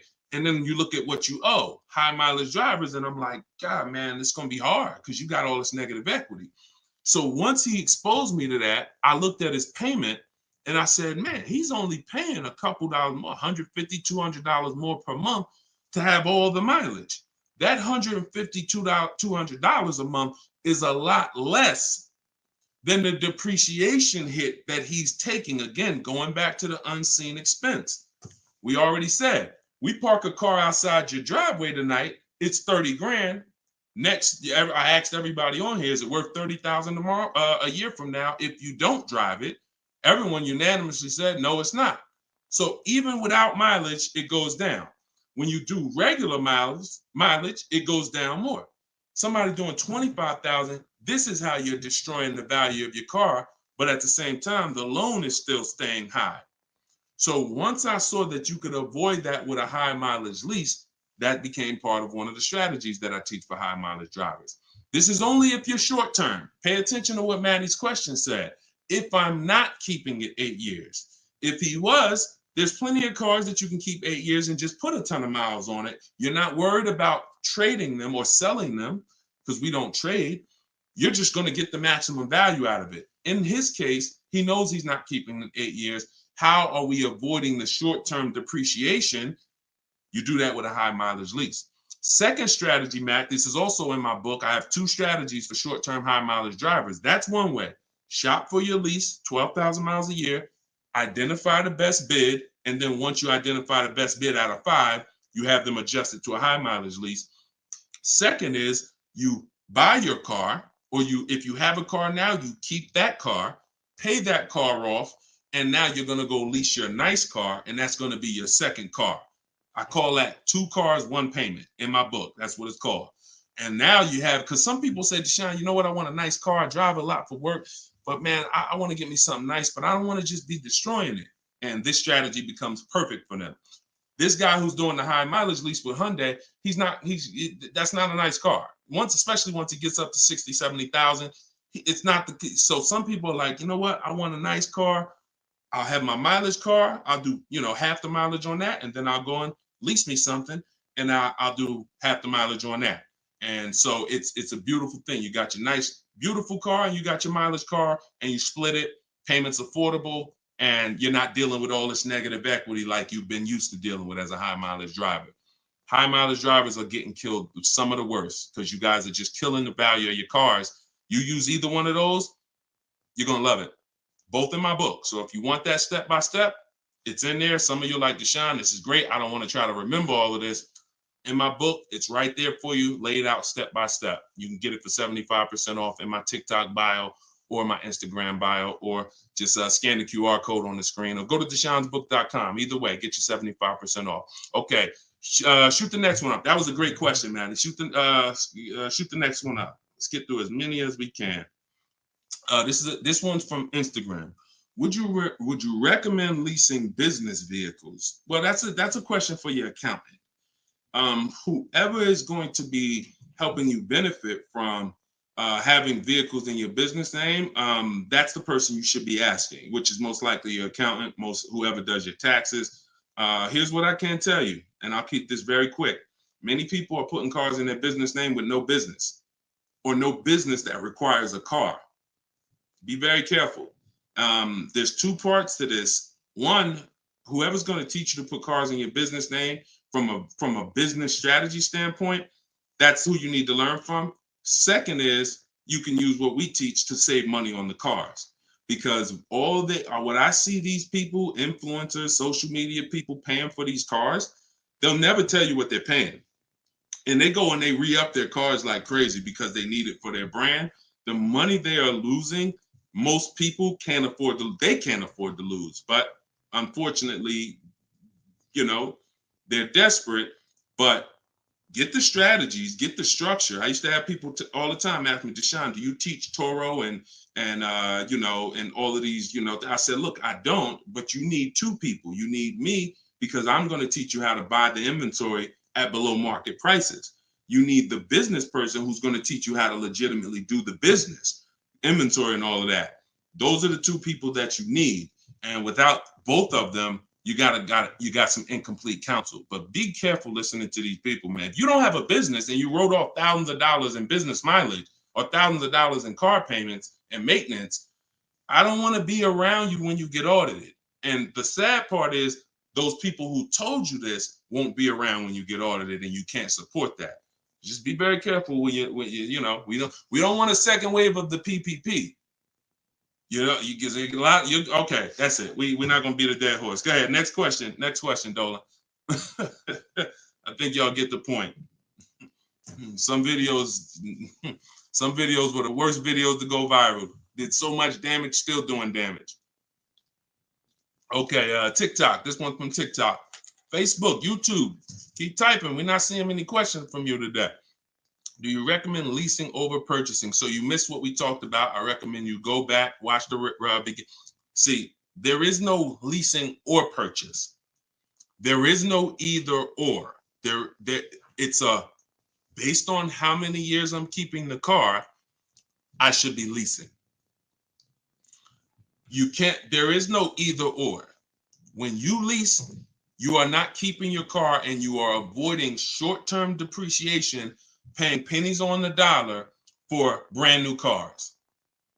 That's not going and paying what they have advertised or walking in a dealership and say, hey, work me up a lease deal.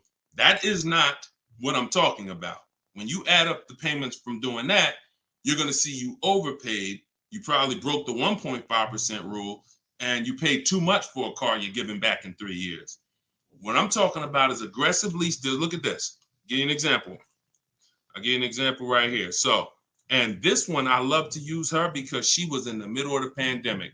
Middle of the pandemic, people were out here buying Kia Tellurides for just $5,000, $10,000 over sticker. Bonita got hers in 2020. She got a 2023 Kia Telluride, put $600 down, and that was her car payment every month for 3 years, $600 on a $46,000, almost $47,000 Telluride. Why is this so important? Some of you know, you may have seen the video, how much is every $5,000 in a car purchase price? How much is that per month on a loan? Every $5,000 is how much per month. So we're going to compare Bonita's incredible lease deal she got to someone who bought this same vehicle to show you that if you should have bought, but you lease, if you should have leased, but you bought, there's no way to win. It's over.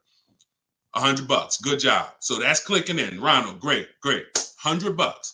So whenever you look at a car, you look at a $10,000 car, your mind should automatically say that's $200 a month. 5-year loan. $20,000 car, $400 a month. 5-year loan.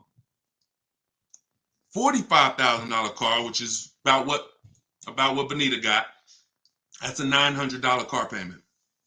So there's people driving this car. We're not even taking into account the taxes and anything like that. That'll put it up probably about 40. Actually, that'd be put it about 50. For her truck was 46, taxes and fees, call it 50. It's about $1,000 car payment for 5 years. She's paying $600. This is why there's no comparison. And sometimes your mind may play tricks on you. Yeah, but it's more than that. Is it? If you and I both drive out the same lot, same exact vehicle, you're paying, we're not putting any money into the deal. See, I want to make sure I keep you on track when you're not, neither one of them are putting any money into the deal. They're literally just going in, no down payment. All right, what's my deal look like? $600 a month, great lease. $1,000 a month, 5-year loan, no money down. So when we leave it the same, if I'm paying $1,000 and you're paying $600, is there any question of whether you're winning right now financially? Same vehicle. So as we drive, the only way you can eventually win, or I could eventually win if I bought, yeah, I'm paying $1,000, but I'm going to keep this vehicle long enough so in 10 years my Telluride is going to maybe worth $9,000. I kept it 10 years. It's worth $9,000 out there, but it's not losing value anymore. It's been in my household and I was able to outlive the depreciation. So now I win. Doesn't mean you lose. See, it's not like, oh, well, you lost, you should have bought. No, Bonita knows I'm not keeping 10 years. I'm not keeping 8 years. That's not my goal. Therefore, I'm going to shop for great lease deals and I'm going to pay pennies on the dollar compared to people buying. And that's my win. So there is no should I buy or should I lease? Do you recommend leasing over purchasing? I recommend leasing when you should be leasing, which means you're not keeping your car 8 years. I recommend buying when you should be buying, meaning you're keeping your cars 8 years. You're going to outlive depreciation, pay it off, and have a car that is not losing value in your driveway in 8, 9, 10 years. That's when both people win. And if you're stuck in the middle, then what I recommend is you get out of stuck in the middle because you're losing tons of money. Get out of being stuck. Buying leases out, buying loans, straighten them in. Get to one, choose a side. I put 2 good sides in front of you. Choose a side. All right? Good question, though. Go ahead, Dolan, cue the next one up. This was good, man. Wait, let me make sure. I'm trying to make sure I'm sharing all of this. Shout out to the sharers. Everybody getting value out of this? Type $ if you're getting value out of the show. This is what we do. All right, go ahead, shoot it up. All right, a lot of questions from TikTok today. YouTube, y'all, come on, type the question. All right, good to see you, Melody. I see. All right, when is it a good time to buy a car? Sashi, there's no good time. There's no bad time. Dealers have to make deals. See, I want you to not believe the marketing. What I want you to also do is I want you to pay attention when we do these shows. Pay attention to I don't want you shopping in an emergency situation unless it's an emergency. What does that mean? If your car was totaled, stolen, then it's an emergency. You got a couple days, no problem. You can use what's in my book. You can get bids. As long as you get multiple offers, you won't overpay. If you have your back against the wall, that's going to happen every now and then. Multiple offers is the key. If anybody had to go buy a TV right now, I said, look, you got 48 hours, you got to get a 100-inch TV, and you got to get a great deal on it. Is anybody worried about overpaying for the TV? Anybody on here? In 2024, is anybody worried? Dad, man, I only got, back in the days, it might have been like, oh, shoot, 48 hours. That might not be long enough. But you know where to go. Amazon.com, BestBuy.com, Walmart. I'm going to find the best deal on a TV. What I'm telling you is that's the same way you approach car buying. The more you do it the way you shop for everything else, the more you're going to see, oh, this is a lot easier. I'm in a lot more control. I eliminate buyer's remorse.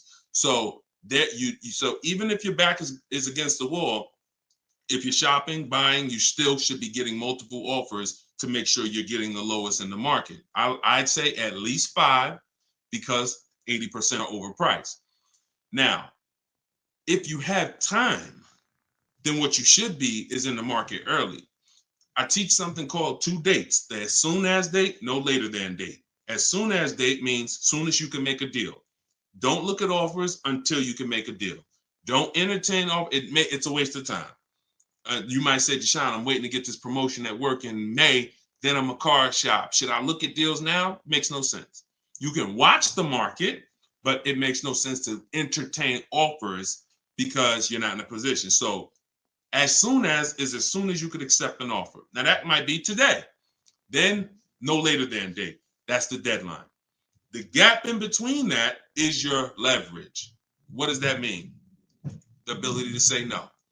See, you're about to start shopping in a way where you can say no, and the people that are walking into dealerships usually have put themselves in a position where they can't say no. So they're walking in saying things like, I need a car right now. My lease is up. If your lease is up, call, get a free extension.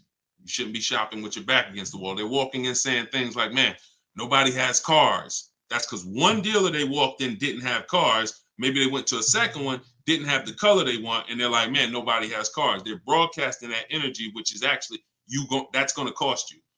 When car salesmen take it from me, I was in there every day of my life for 14 years. Not every day, we had days off, but when you say things, we're trained to hear them. No one has cars. That means the price just went up. If I have a car, you're going to pay more for it. This is what the 80%, this is how the 80% think. It's a mind game. So you don't want to be there. You want to be at home. And when you have the ability to say no, now here's what you do. You reach out to dealers for your offers and you're telling them, hey, I can make a deal right now. This is what I'm looking for. But I don't need a car until July 3rd. See, that's power. That means, hey, if I got a car coming next month, I can talk to this person about it. Most times a person walks in, they need a car this week, next week. That means whatever's on the ground, that's all we can talk to you about. But when a person has been proactive in shopping, which is what I want you to do, which is what I'm going to teach you to do, it's all in my book, and it's everything you'll hear me talk about, is when you have the luxury of time, it benefits us. We make our contacts. A dealer might say, look, I don't have a car right now, but I got one coming in 6 weeks. Is that good for you? Yeah, give me an offer. Absolutely. Now, we don't talk. So I'm telling you, you could do it your way, which is call. I always say, ask for sales managers if you're trying to get offers online. If you're trying to get offers from home, we need at least 5. If you're going to do it my way, if you're going to get deals like Danielle and like the people you see me broadcasting the show, you get it at least 5. Sometimes we get 10. I think somebody we showed the other day had 10 offers. So the point is, if you have the luxury of time, you want to use it. Don't be sitting here saying, man, I really can make a deal now or 3 months, but no one knows that. And then you wait until you only need to make a deal in a month. Now you start contacting dealers. You've given away some of your leverage. And if you're shopping for a used car, you can watch the market. When you start looking and you can see, man, I've been watching these cars for 45 days. I see the prices. When I first came, the low side of the market was like 26. Now I see that low side is about 24, 25. So these are things you can't do when you're shopping when you need a car. So there's no good time to buy a car because dealers want to make deals throughout the month. But there is a bad time if you've used up all your leverage. And if you've used up all your time, then you must do multiple offers or you're going to get killed. Sorry to say, there's no other way to say it. If you don't know how to shop multiple offers and you walk in needing a car in 2 days, you are going to overpay. So multiple offers is always the answer. All right. Go ahead, shoot the next one up, Dolan. Great question. This one's from YouTube. I'm only able to get a rental for delivery work. Is there any cons to this method? I don't really, okay, I think you rephrased it. Is there a proper way to rent vehicles for work, or is it fixed market and there's no way to save money? Absolutely not. Renting is going to be way too expensive compared to, this is why when people say, who's heard leasing is like renting? Who's heard that? Type the raise your hand emoji or type me if you've heard leasing is like renting. It's one of the most ignorant statements that there's a lot of ignorant statements made about leasing, but that's one of them. Renting is expensive. Renting, you don't get a lot for your money. It's usually a short-term thing, 1 day, 1 week. You know, maybe if you had an accident, cars total 30 days. It's not meant to be long-term.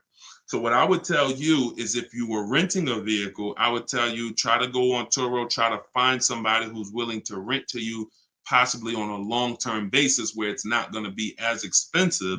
Because I'm guessing if you're renting, there's a particular reason for that. But the money you're going to pay in renting, you should probably put some of it to the side, try to get you a car, cash, Facebook Marketplace, something to get out of that cycle and start to rebuild. In my book, I have a strategy of plan B, plan C for bad credit, where, you know, you can talk about cash, you can talk about buy here, pay here, even buy here, pay here, if done right, is better than renting. When I was 20, my second car, actually, my first one was a $500 car. And after I got a buy here, pay here Chevrolet Cavalier. It was, I put $1,500 down. I paid $50, I think, a week.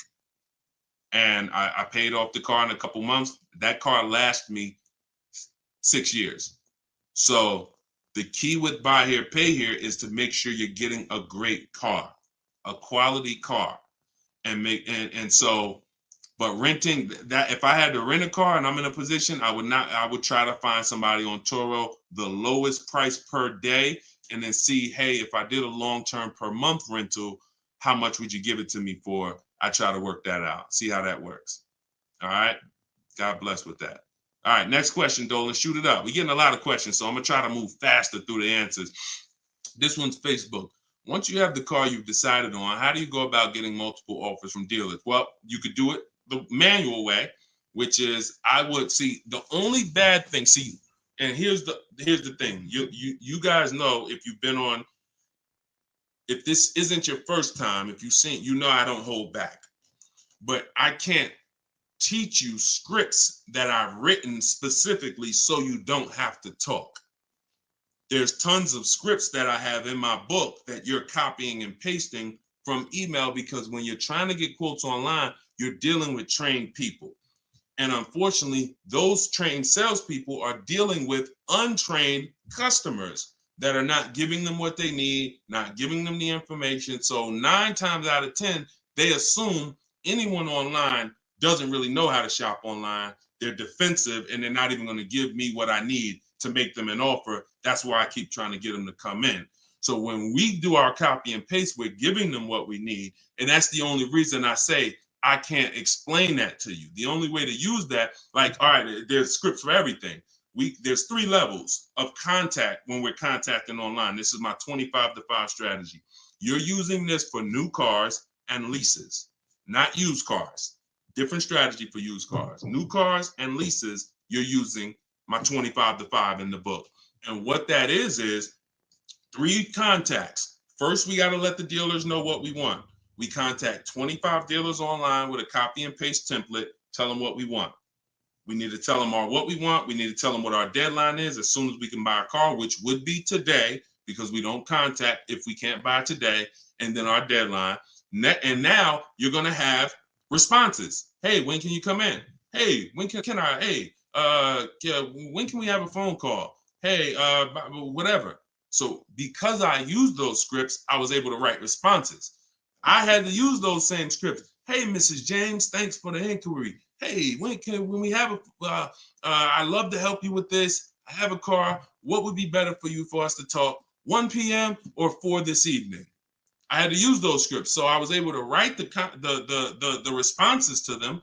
So we copy and paste. Now, the key is whether you're doing it that way or whether you're calling, the first key is, do you even have a vehicle I'm interested in that matches what I want? So in that initial contact, we're telling them exactly what we want.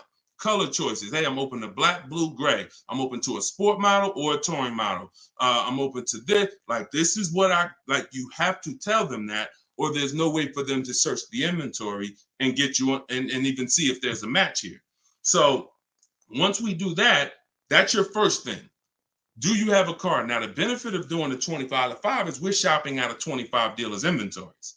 So we're giving ourselves the absolute best shot of finding something where we don't really deal with, oh, I went to this dealer, they didn't have a color I want, they didn't have the trim I want.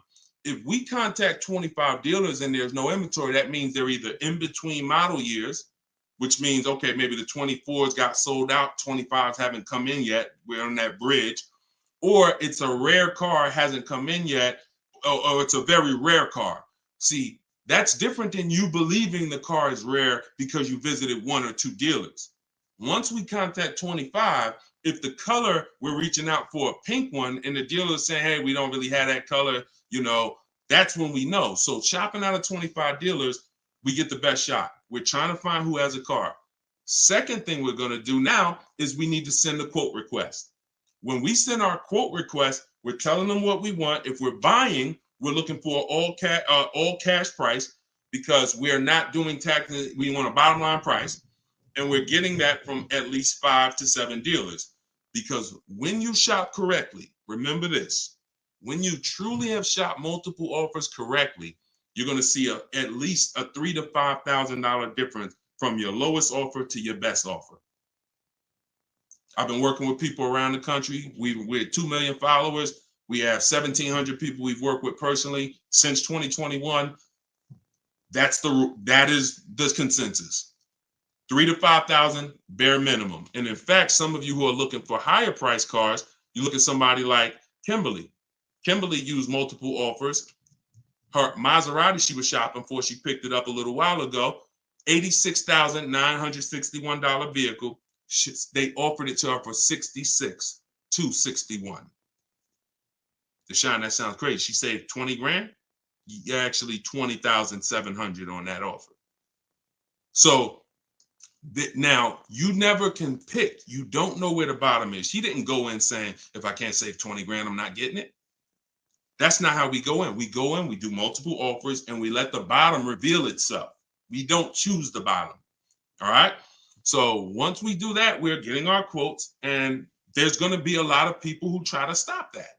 Hey, we only do business in person. When can you come in? So you need scripts to respond to all that if you're going to do it fast and shop like we shop, 60 minutes, 90 minutes. But if you're going to do it manually, then you can call sales. You can ask for sales managers and try to get them that way. But do not make a decision before you see at least 5 offers. 5 to 7 offers. Nobody who's listening to me will ever buy a car without seeing 5 to 7 offers, new cars and leases. Never. Too much money at stake. All right. So that's how we do it, Damon. That's the intro. And that's the only reason why I can't go deep on my 25 to 5, because it's totally internet based. We do it 60 minutes. So everyone who's like, Deshone, I want to use that. It's in my new digital book, Car Shopping for People That Hate Car Shopping. You can download it in my TikTok bio. You get it for 75% off as part of our launch. And it'll be in your inbox in 5 minutes. Same thing with Instagram. Go to my Instagram bio. You got 30 minutes before it goes back up to $97. Get your 75% off. And I'll post a link. Cue the next question up, Dolan. I'll post a link again for you guys here on YouTube and Facebook. Here's the emergency link. All right. This one's from Facebook. We got another question from Facebook. Hey, I'm in the USA, originally from Canada, and no credit in the USA as yet. Should I buy a used car with cash or a new one? What I'm afraid they'll give me a high rate. What do you think best option? Hey, if you got the ability to buy a used car cash, that's what I do. I'd get a great car, spend as little as possible on it, Facebook Marketplace, because I'm not looking, if I can, to go into a high interest loan when I can get me a car and then I can build my credit. I want you to follow Haley, somebody named Shonda Martin. Her brand is called Road to 750 Plus. She's very similar to me in that she does these Q&As all the time. She's live. She's a genius. She's clearly studied for many, many years to understand. And even me using her thing, her strategies, I've added at least 80 points to my credit just from things I didn't even know. Like, and the real person who's an expert is going to show you where the blind spots are, things you didn't know. And that's what Shonda is. Some of you may follow her. She's amazing. Yeah, Cavante said, yeah, she's amazing. She is. So follow her. But yeah, I would be looking to get something inexpensive, point A to point B, little as possible. Make sure you find wherever you live, ask around who's the best mechanic in town. Ask like who does everybody know in town that, you know, fixes cars, just a good guy, good woman. And you find them and you say, look, I'm about to go pick up a car. I'm gonna buy it privately. Well, can I pay you, you know, $100 to inspect it for me? Get yourself an inexpensive car, and that'll give you the ability to be on the road. At the same time, you have the ability to have the time to invest in your credit. So when you're ready to make a power move where credit's concerned with a car, be it leasing, financing, you're good. All right. But if you go buy a car overpriced interest rate, it could really set you back. It can really set you back. It's happened to too many people. Great question. Cue the next one up, Dolan. Great questions today. YouTube, should I buy a car cash or do I get a loan? It's a great question here. A lot of great questions. This is a matter of, look, nothing that I teach is really one size fits all. That's been the problem. 8-year rule, absolutely. If you're not keeping 8 years, that is one size fits all. That's why it's called a rule. You should be leasing if you're not keeping your cars 8 years. If you're buying, you should be keeping them more than 8 years. But when it comes to the cash or loan, here's what I've experienced. And the people who pay cash or don't pay cash, this is kind of what weighs it for them. What are they doing with, what are you doing with your money? Is your money making you money? If your money is making you money, I would have people come in the dealership, clearly had the ability to pay cash, because I would ask them, you know, so how are you paying for the car? And they say, you know, I'm thinking about, you know, writing a check for it, but I'm, you know, what are the rates? And if we had a special interest rate from the bank, like 0% or 0.99%, 1.99, 2.99 even, they'd usually take the bank's money so that their money could keep making money for them. So if that's you, and the rates are low, that's why whenever we shop for a car, you always want to check, are there any special interest rates? That's the first thing. I teach something called the bank bidding war. It's not just dealers that bid for our business. It's banks and credit unions too. So in the bank bidding war, there's 3 rounds. The first round, though, is checking if there's any special interest rates, because if there is 0.99 or 1.99, no one's beating that. Therefore, the rest of the rounds are non-applicable. So if you can use the money cheap, that's when you use the money and you let your money keep working. Now, another person, a different person, Deshone, I'm not really investing my money. You know what? I just kind of like to keep things to a minimum. I got my cash over here. Okay, then. I would still, if the money was cheap, consider it, because we could be coming into days where cash on hand becomes a little bit more important. But it's really about the cost of the money. If rates are high, 6, 7, 8%, 9%, 10%, then you want to put as much down on these cars as possible. If you're buying them, you want to put, you want to pay them off if you can, because the money is expensive. So it really depends on the cost of money. People, when the cost of money is cheap, they benefit from that, and I would think that those principles will work for anybody, and that's, you pick and choose which one of those situations fits you. But if you check the special interest rates, that usually puts it to bed. You see 0.99, it ain't no reason. Why would the bank's basically giving you free money to use. You can keep your cash on hand and still get the car. So I know some people don't believe in that. They don't believe in interest, but here's the thing. There's something called opportunity cost. Interest is not the only loss. When you're talking financially, opportunity cost is important. When you put 30 grand in a car and it gets you, we already talked about this. Cue up the next question, Dolan. Depreciation curve. When we start talking about financially making decisions, a lot of people see, if I put 30 grand cash into this car, what is my cash worth in 6 years? $30,000 car, what is it worth in 6, 7 years, y'all? 12, 10. So what's the return on that cash? It's not even positive. It's not even neutral. It's negative. So these are all the things that is like, okay, you go over that, what I just said over the last 6, 7 minutes, and you choose what makes sense for you. But I'm never going to give you one size fits all formulas. That's what has failed you. Always do this. That's what has failed you. Go ahead. All right, this one's from TikTok. What's the best way to purchase a car once lease is over? Why would you want to? All you're doing. All right. Let's talk about buying our lease out. And I'm going to keep this quick because some of you know that I'm adamantly against this unless you're keeping the car 8 years. Because sometimes we look at our leases, right? And we say, oh, it's, should I buy my lease out? Here's the question. Should you lease again or should you buy a used car? When you are buying your lease out, all you are doing is buying a used car. That's it. When you look at it that way, it's going to become more clear to you. It's your car. You don't have to go search for it. You do need to make sure it's a great price relative to the market, but that's all you're doing, buying a used car. So the question becomes, should I buy a used car or should I lease? And when you realize that the 8-year rule, breaking it, is going to continue to lose you money and put you in negative equity, you won't buy your leases because you don't plan to keep them again for another 8 years.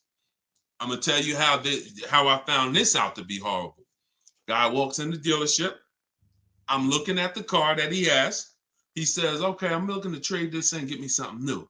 So, okay, how many years old is that? About 5 years. Okay, cool. How long you had it? I had it since it was new. Okay. All right, you know how much you owe on it? Nah, I don't know. Now, that's not a good sign, because if a person tells you they've had a car for 5 years, and they've had it since it was new, wouldn't you think it was almost paid off or paid off, right? If that makes sense, type of dollar sign. If a person said, you saw me, like, yeah, I had that car 5 years. I bought it. I've had it since it was new.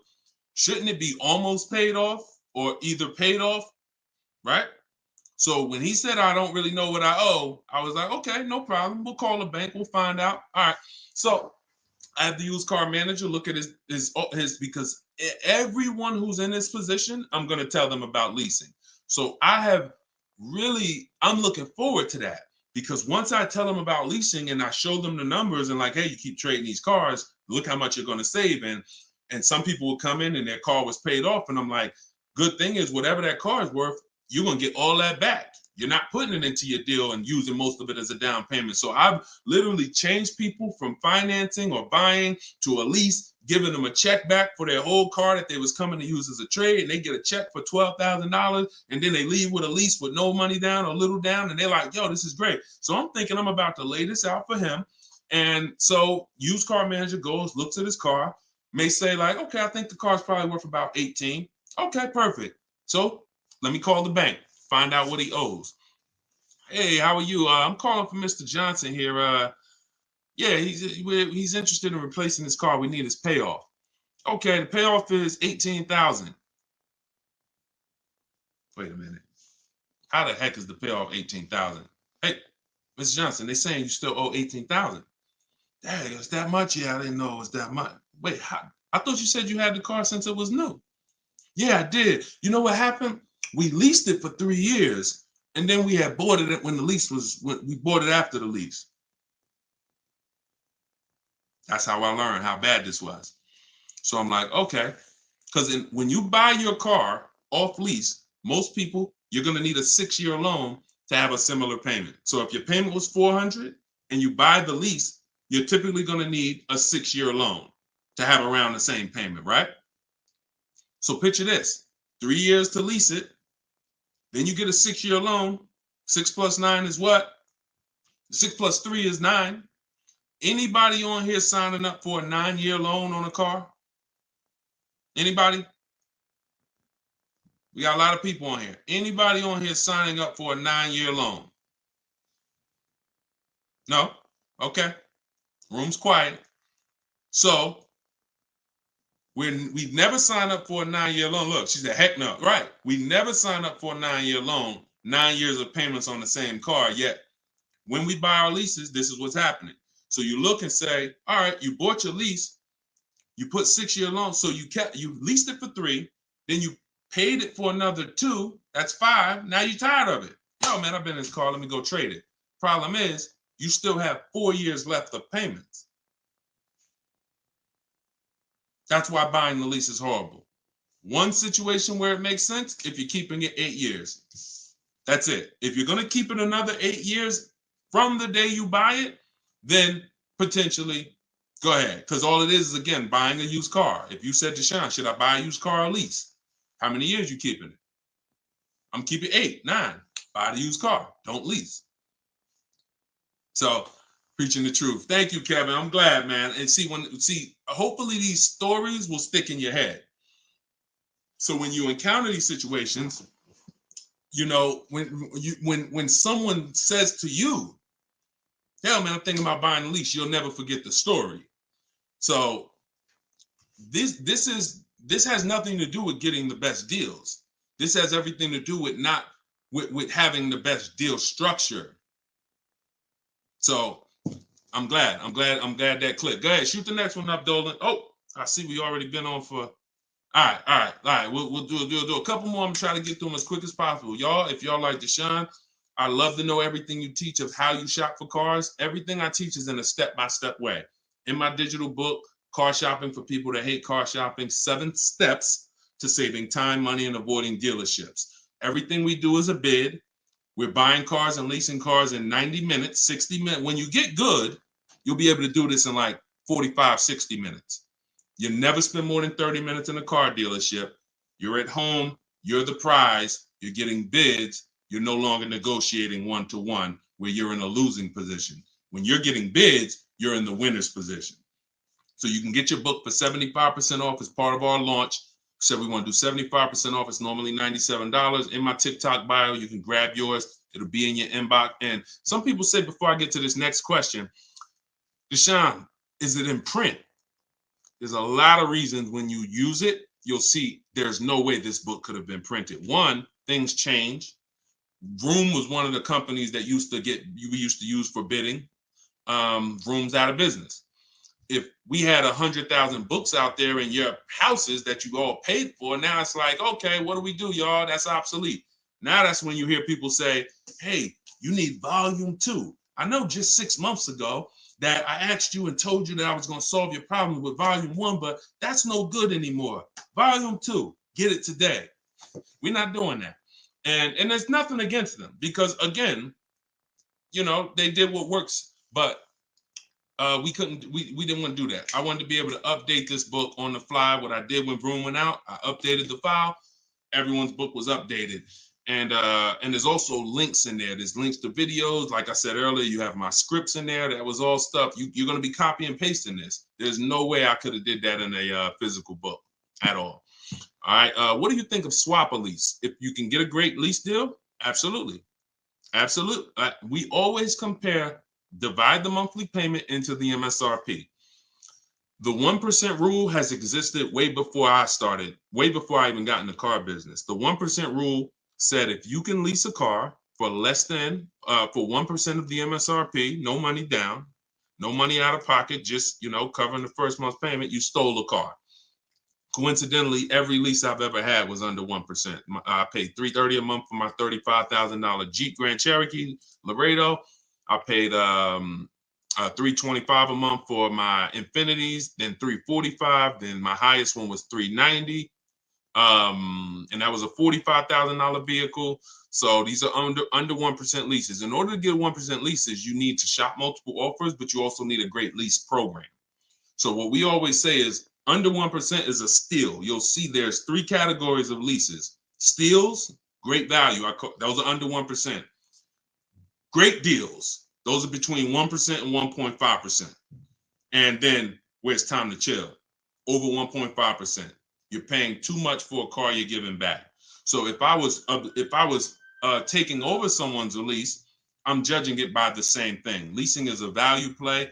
How much car can I drive for that payment? It's the ultimate way. The lower that percentage is, the more you've leveraged your money into a great car. So yeah, I'll check swap a lease, definitely. Go ahead, shoot the next one up, Dolan. This one's from TikTok. Can I sell a leased car? Who didn't know you could sell a leased car? Type me. My cousin left me his 2020 Toyota Highlander with 2,000 miles, so I need to get out of my lease. I don't need 2 cars. Okay. Equity assessment. Call the leasing. Matter of fact, I'm not going to repeat it because I already talked about this at the beginning of the broadcast. So after the broadcast, go to the YouTube page. You'll see it.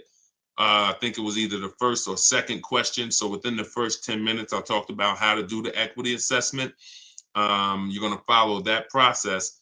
And this is all in my book. If you're like, Deshone, I don't even want to watch the video. Is that in the book? Absolutely. Because everything I'm teaching you is out of 1 step in my 7-step process. So the equity assessment is step 2.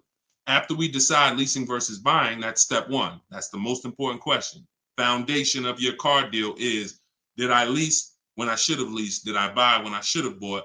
Once you pass that, now if you have a car to replace, you need to do an equity assessment to see, do I have equity? Am I at a break even, which means I can get out? I'm not going to make any money, but that's fine. I can get out. Some people got a lease. I could get out the lease early. You technically can't do that because you're breaking a contract, but if you can sell out and break even, then you can get out early. Or do I have a negative position in which case I can't get out early? In the case of a negative, if you have a negative position on a lease, you can't get out early without penalty, without those payments. But if you're a negative equity on a finance, then that's different. There's no negative equity in a lease. I know we kind of use these terms interchangeably. Negative equity is only with a finance because you have to pay the money. With a lease, if what I get offers for, if it's below my payoff, then I just stay in the car until the end. I don't have negative equity. So you do the equity assessment, and hopefully you can break even. And the good thing about Toyota, if they haven't changed it, and I remember right, they don't have a third-party restriction. So you should be able to, if those offers you get are what you owe or higher, then you should be able to sell that car right to CarMax or Driveway or AutoNation, whoever makes you the highest offer, and you can be out of it literally. You do that today, you could be out of that car tomorrow. All right, so keep me posted. Go ahead. Shoot it. See, we're over an hour. And I know Dolan, we always try to keep the shows an hour, but it's like the questions start rolling in and it gets good. Go ahead. Shoot another one up, Dolan. We'll wrap in a second. Facebook. When you go online to build and decide on needs and wants, you look at the cash price, not the lease price. We don't look at any price online. Pay no attention. Nothing online is a deal, y'all. No commercial. I don't care what you see. Deals are like this. Hey, look, this is their offer. Look, this is what we gotta. Can we do it? What? Can you get them up any? Like, will they come up any at all? Nah, man. They said that they made this, and it's like, shoot. All right, let's see if you get another. Can you get another $10? If you get another $10 a month out of them, just take it. If not, then do the deal. That's a deal. You don't repeat it. You don't. I used to have to tell certain people, when you got a real deal, hey, when you come back, I'd love for you to send me friends, family, but don't tell them what you're paying, because I probably can't duplicate that, honestly. That's a deal. The whole opposite is what they advertise to you. Deals are not advertised. Deals are when the dealer makes little to no money. Little to no money. That's a below market deal. If they're putting something on a commercial, that means the dealer doesn't mind if 80 people come in and get that offer this month. You have the money down? Yeah, I want to pay the $460 a month. Okay. You have the money down? Yeah, it was $3,400, right? Okay. What about the taxes and fees? Because that's small print. All right, how much is that? That'll put you probably about another $3,200. And then I could be at that payment from the commercial? Yeah, definitely. Okay, let's do it. That's not a deal. That's not nothing special. We didn't mind making that. Come on, if that's what you want. So if you want deals, you got to understand. Don't look at commercials. Don't look on the internet. Oh, this deal is advertising this. Deals are not advertised. Let that set. All this marketing that has worked on, come at the end of the month. Imagine being in a business where your customers were trained to come at the end of the month. Imagine if you had a pizza shop, a car wash, and that happened. You knew that the industry was so good at marketing that you knew the last 3 days of the month, your car wash is going to have lines around the corner. That's marketing. So dealers make deals when they're like desperate. I want to see. Nobody's here. So don't pay attention. Don't pay attention to that. Just follow the process. Oh, I see you got the book. Just follow the process. If it's not written in there, Ty, don't add to it. Don't add to it. If Deshone didn't say, go to this website and look and then write that down, don't do it. The whole purpose of why I wrote that book in that way is to take the guesswork out of it. If you find yourself like, okay, what should I do here? All right, I'm going to do this. You're probably off my path, because my path is very rigid. It's like a McDonald's system. You hear that beep, the nuggets are ready. Oh, don't change it. And then you'll get the results. We call that trust in the process. Great question. All right, y'all. We just hit an hour and 10 minutes. Y'all, I would love to do this all day. We are going to continue to do these broadcasts. Once the questions start coming in, I don't want to discount any questions. So I wish some questions I could just answer in 30 seconds. It's not possible without me just cutting it short and then you not getting the value out of it. So we try to get through as many as possible. For everyone who wants everything I teach in one place, you can get everything in my social media videos. But I think what you understand now from being on the broadcast is there's lots of different situations. So when you're moving through my social media video, you're saying, oh, he's talking about leasing here. He's talking about buying a used car here. He's talking about banks here. He's talking about high mileage here. All right, that means I got to try to piece this together myself. Same thing with the broadcast here. If you're like Deshone, I want everything in one spot, step by step. It's all in there. Leasing's in there. The high mileage paths are in there. The new car purchase paths are in there. Used car purchase paths are in there. And step 7 of my book is delivery. So you shouldn't be thinking, oh, I'm gonna read the whole book, then I'll start shopping. No, it's action guides. It's essentially a big checklist. Do this, do this. By the time you get to step 7, you should be picking up your car, getting ready to have it delivered. So that's the way it is. You don't take a quiz at the end. The quiz is, if you did it right, your car's on the way. So everyone can get your book for 75% off as part of our launch. It's in my TikTok bio. Grab yours, use it, and please make sure you email me your deal. As soon as you make your deal, send me an email. Deshone, check this out. I don't want to see just the car you got. I want to see the price you paid. You're going to have price assurance, and I'm happy to be on this journey with you. So get it in here. I'm going to send this link. I'm going to type the link one more time for you guys here on Facebook and YouTube. In case you missed the countdown, I just typed the link. You can grab it there. TikTok, Instagram, it's in my bio. Click that website and then click that button that says 75% off. So until then, thank you, Ty. Great questions today. Great questions. All the questions were good. And I'll see y'all on the next broadcast. We'll keep this going. God bless y'all.